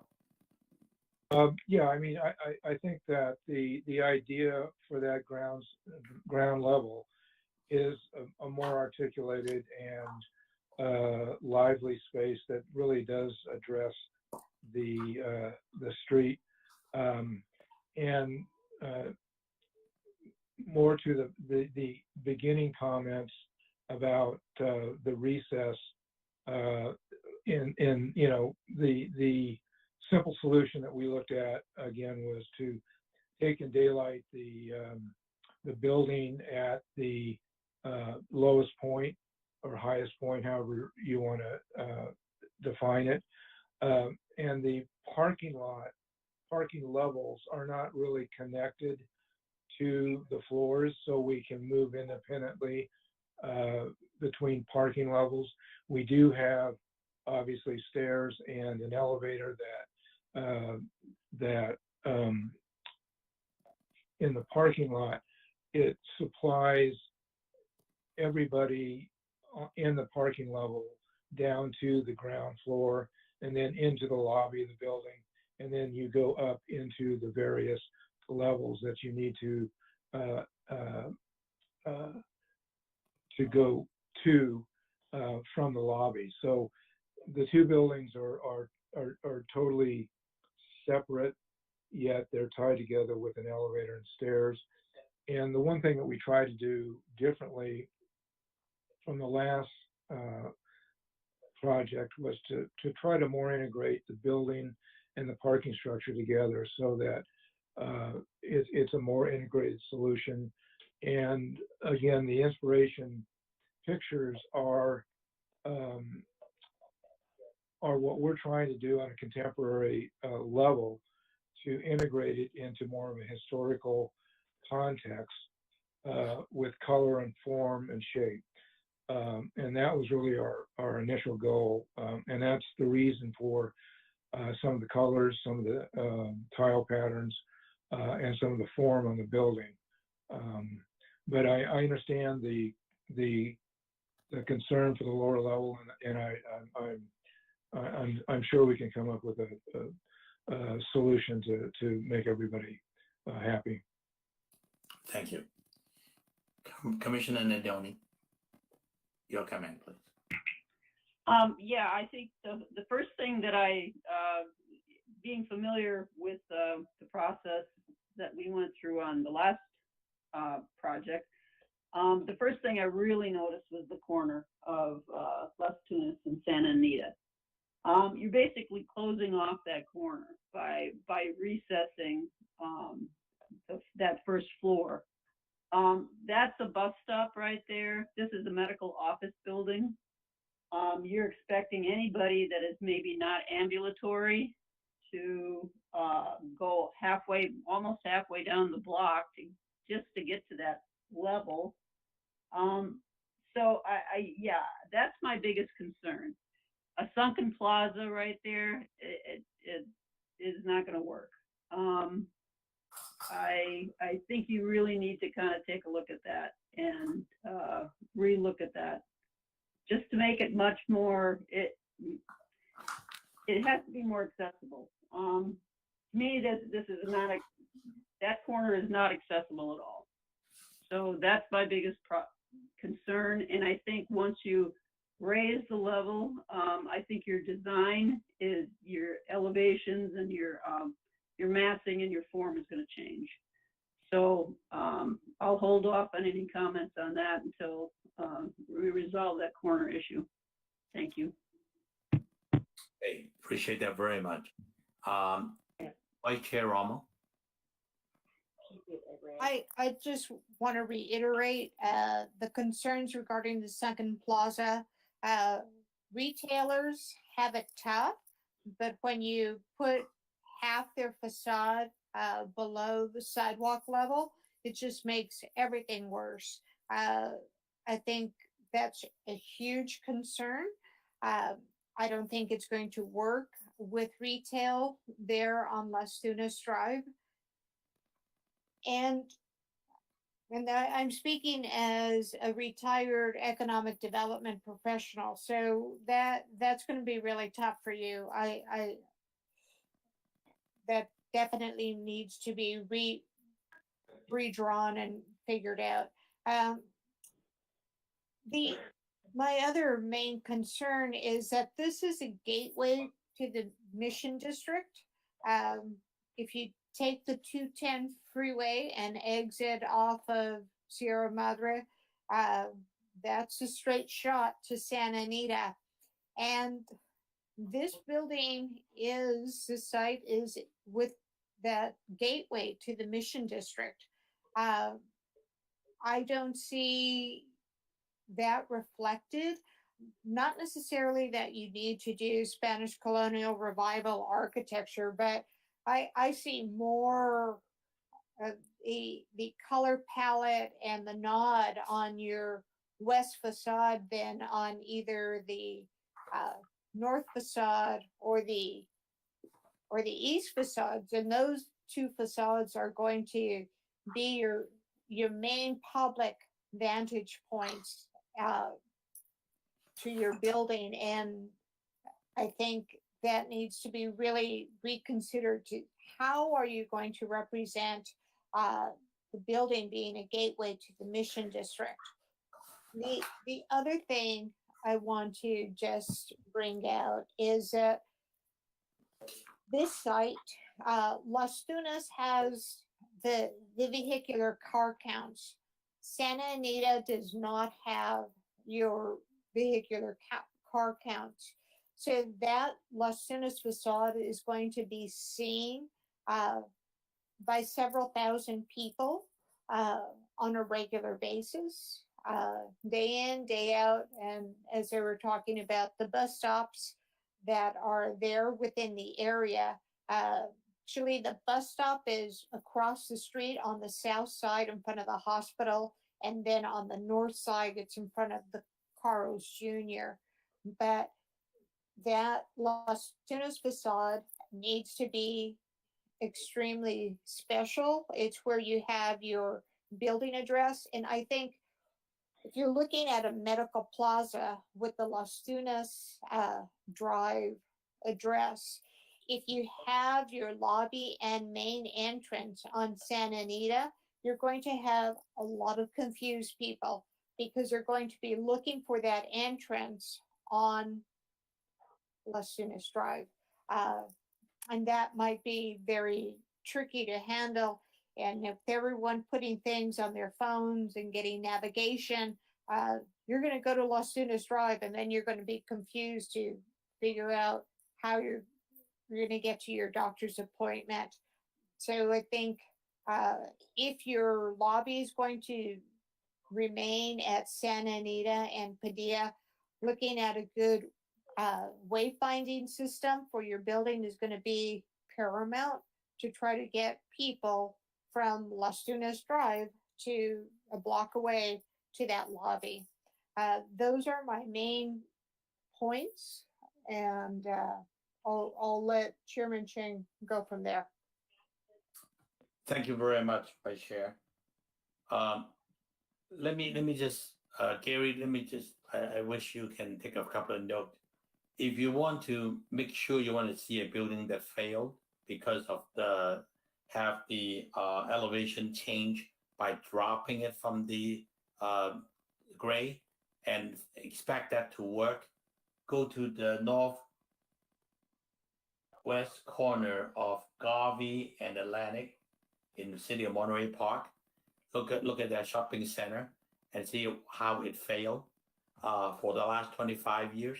They were never able to get any successful tenants on that whole floor, because once you walk on the sidewalk, you're down about 6, 7, 8 feet below, and then you're at 6, 7, 8 feet above the next level. So at the time, the architect was thinking that maybe I can have 2 ground floors, 2 exposure instead of 1. So they didn't work with the grade. They try to play it and having from street grade go down a few feet to get a street level grade, and expect the pedestrian to go up a few feet to get another street level grade. And they lost it both. They lost both of them. So there is no one floor that can work. So nobody goes in that shopping center. So take a look at that. I think if you don't, besides, that one was a shopping center. You are designing a medical office. Go look at a medical office. Without accessibility for these people in wheelchair is not going to work. So you basically close off the front door to all these potential tenants and or patients. This is right across from St. Gabriel Hospital, and it's designed. It's actually, that whole area was designated for medical use. You have a building to the south, is another medical building. Can we change the address to Santa Anita, because we want our main entrance of our parking garage and the hospital? We don't want people coming in from Los Tunas. Maybe just that's right. Well, I don't know if you're addressing the issue. Have you worked that out with the city? Can you change your address to Santa Anita? If you want to make your face of your building along Santa Anita, which is face the medical center, then it's a total different story. But to this commission, I think Las Tunas. Yeah. I'm sorry. Can you put yourself on mute? Las Tunas. Well, They didn't. I hear a lot of conversation. Staff, can you mute the? Yeah, I think if you want to hear our comments, you should mute yourself, because we cannot have 3 conversations go on at the same time. All right, thank you. So you heard the comments from the commission. Las Tunas and Santa Anita is a very prominent corner that we want to make sure whatever building that goes up there has to relate to the surrounding. Whether you want to have your entrance on Santa Anita or on Las Tunas, it's up to your client and your program, but they still need to meet the approval of the Planning Commission and the Design Review Commission.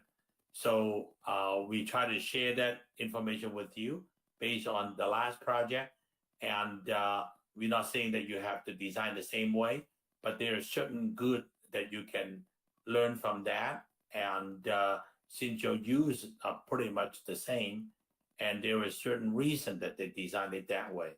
So I guess this project, the way it is now, is not going to go with this. I think you starting missing the key component of treating a very important and prominent corner of Las Tunas and Santa Anita and bookending the San Gabriel Medical Center and another medical building. This design does not fit in there. So you need to go back to the drawing board and come up with something better. Otherwise, you may be going down the wrong path, and we don't want you to come back a few times and then still not getting into the right the right design that this commission is looking for. That's pretty much what I have to say. You want to address some of these comments you heard? Well, as I hear it, what you want to see is a retail level that basically parallels the elevation of the curb and addresses it from as close as you can to get it to work. And we've got about a 4 to 5 foot difference in elevation between Padilla and Las Tunas. So, and then the corner of Las Tunas and San Gabriel is the important elevation that should be addressed. Is that what I'm hearing? Yes, it is an important corner. You heard that from a few commissioners. That is the Mission District, which the Mission District become the most prominent area that we have in the whole city. It's very, very prominent, being the mission inside in that area. So if you respect the history of this city, you should understand that as an architect. And the rest of them, we're going to leave it to your professional skill to make it work. 4 to 5 feet a change of grade is a small challenge, but it's not something people deal with that kind of grade all day long. It's not something that is like 25 feet back. No, I understand. Okay, so I hope the applicant and staff hear it. Dale, do you have any further comment on that? I think whether you, because usually they try to work with you before they come to the commission, and I want to make sure you hear some of our concerns and at least you can talk to them professionally and tell them what the do's and don'ts. No, I think the comments the commission made have been spot on. They basically match the comments I marked up on the drawing prior to this evening. I did appreciate a lot of the comments about this being an entry, and so you have this zoning that allows this large building, yet it's the gateway into the Mission District on Las Tunas, which is a critical street in the community. And I did feel that, and I do believe that Gary mentioned it briefly, I do feel that to some degree, their materials and their colors were this sort of contemporary nod to sort of the materiality that you might find in sort of Spanish colonial architecture, if you will. So looking forward to working with them and moving the project forward. Okay. Thank you very much, Dale. Appreciate that. So what the suggestion is have the applicant continue to work with the city architect and staff, and hopefully next time when we see you, we'll come back with something that's a lot more workable than what we see today.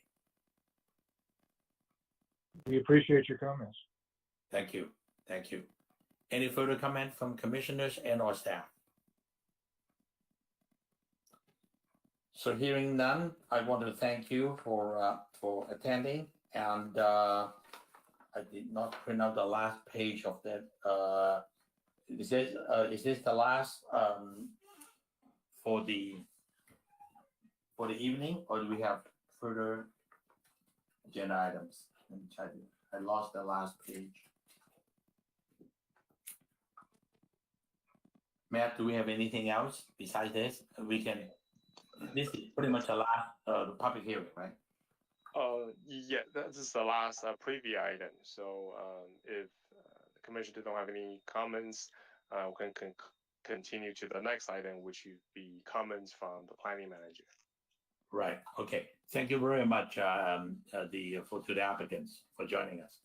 So our next item will be the comment from the planning manager. Samantha, you have any good word for us? Yes, Chairman and members of the commission. No updates from staff, but on behalf of the staff team, thank you very much to the Design Review Commission for taking the time to review the plans as well as to attend these meetings that can run a little bit late, but the comments provided has been very valuable to evolving the design of all of these exciting projects that are coming through the city. So thank you very much for your time. Thank you. Appreciate that very much. I mean, tonight we've gone through like three major projects in front of us. We haven't seen that for a long time, but it's exciting. I think when all these things become real, and it's gonna help the city a great deal when it's all said and done. So thank you. Comment from the commissioners to staff. Anyone have any comments? I want to ask staff a question. How is the COVID situation affecting City Hall now? Are we planning on reopening partially, or are it still going to be the same at this point? Not at this time. The city is still monitoring the county as well as state regulations, following the protocols from the county as they change and evolve weekly. So in the meantime, the city's economic development division is working with the businesses and in particular the restaurants for their slow reopening. But as far as City Hall, there hasn't been any words of when there may be a partial opening. So it just evolves on a weekly basis. Okay, very good. Thank you. Okay, are there any other comments? I know it's a long night tonight, but we just got some 4 major projects in front of us, and so it's all exciting. Commissioner Tu, you have anything to say? I see your mic was on. Oh, yeah, I would like to add that it is pretty excited to see all those projects coming along. They're all like big projects. Yes, all of a sudden we got all this major project coming in, which is nice.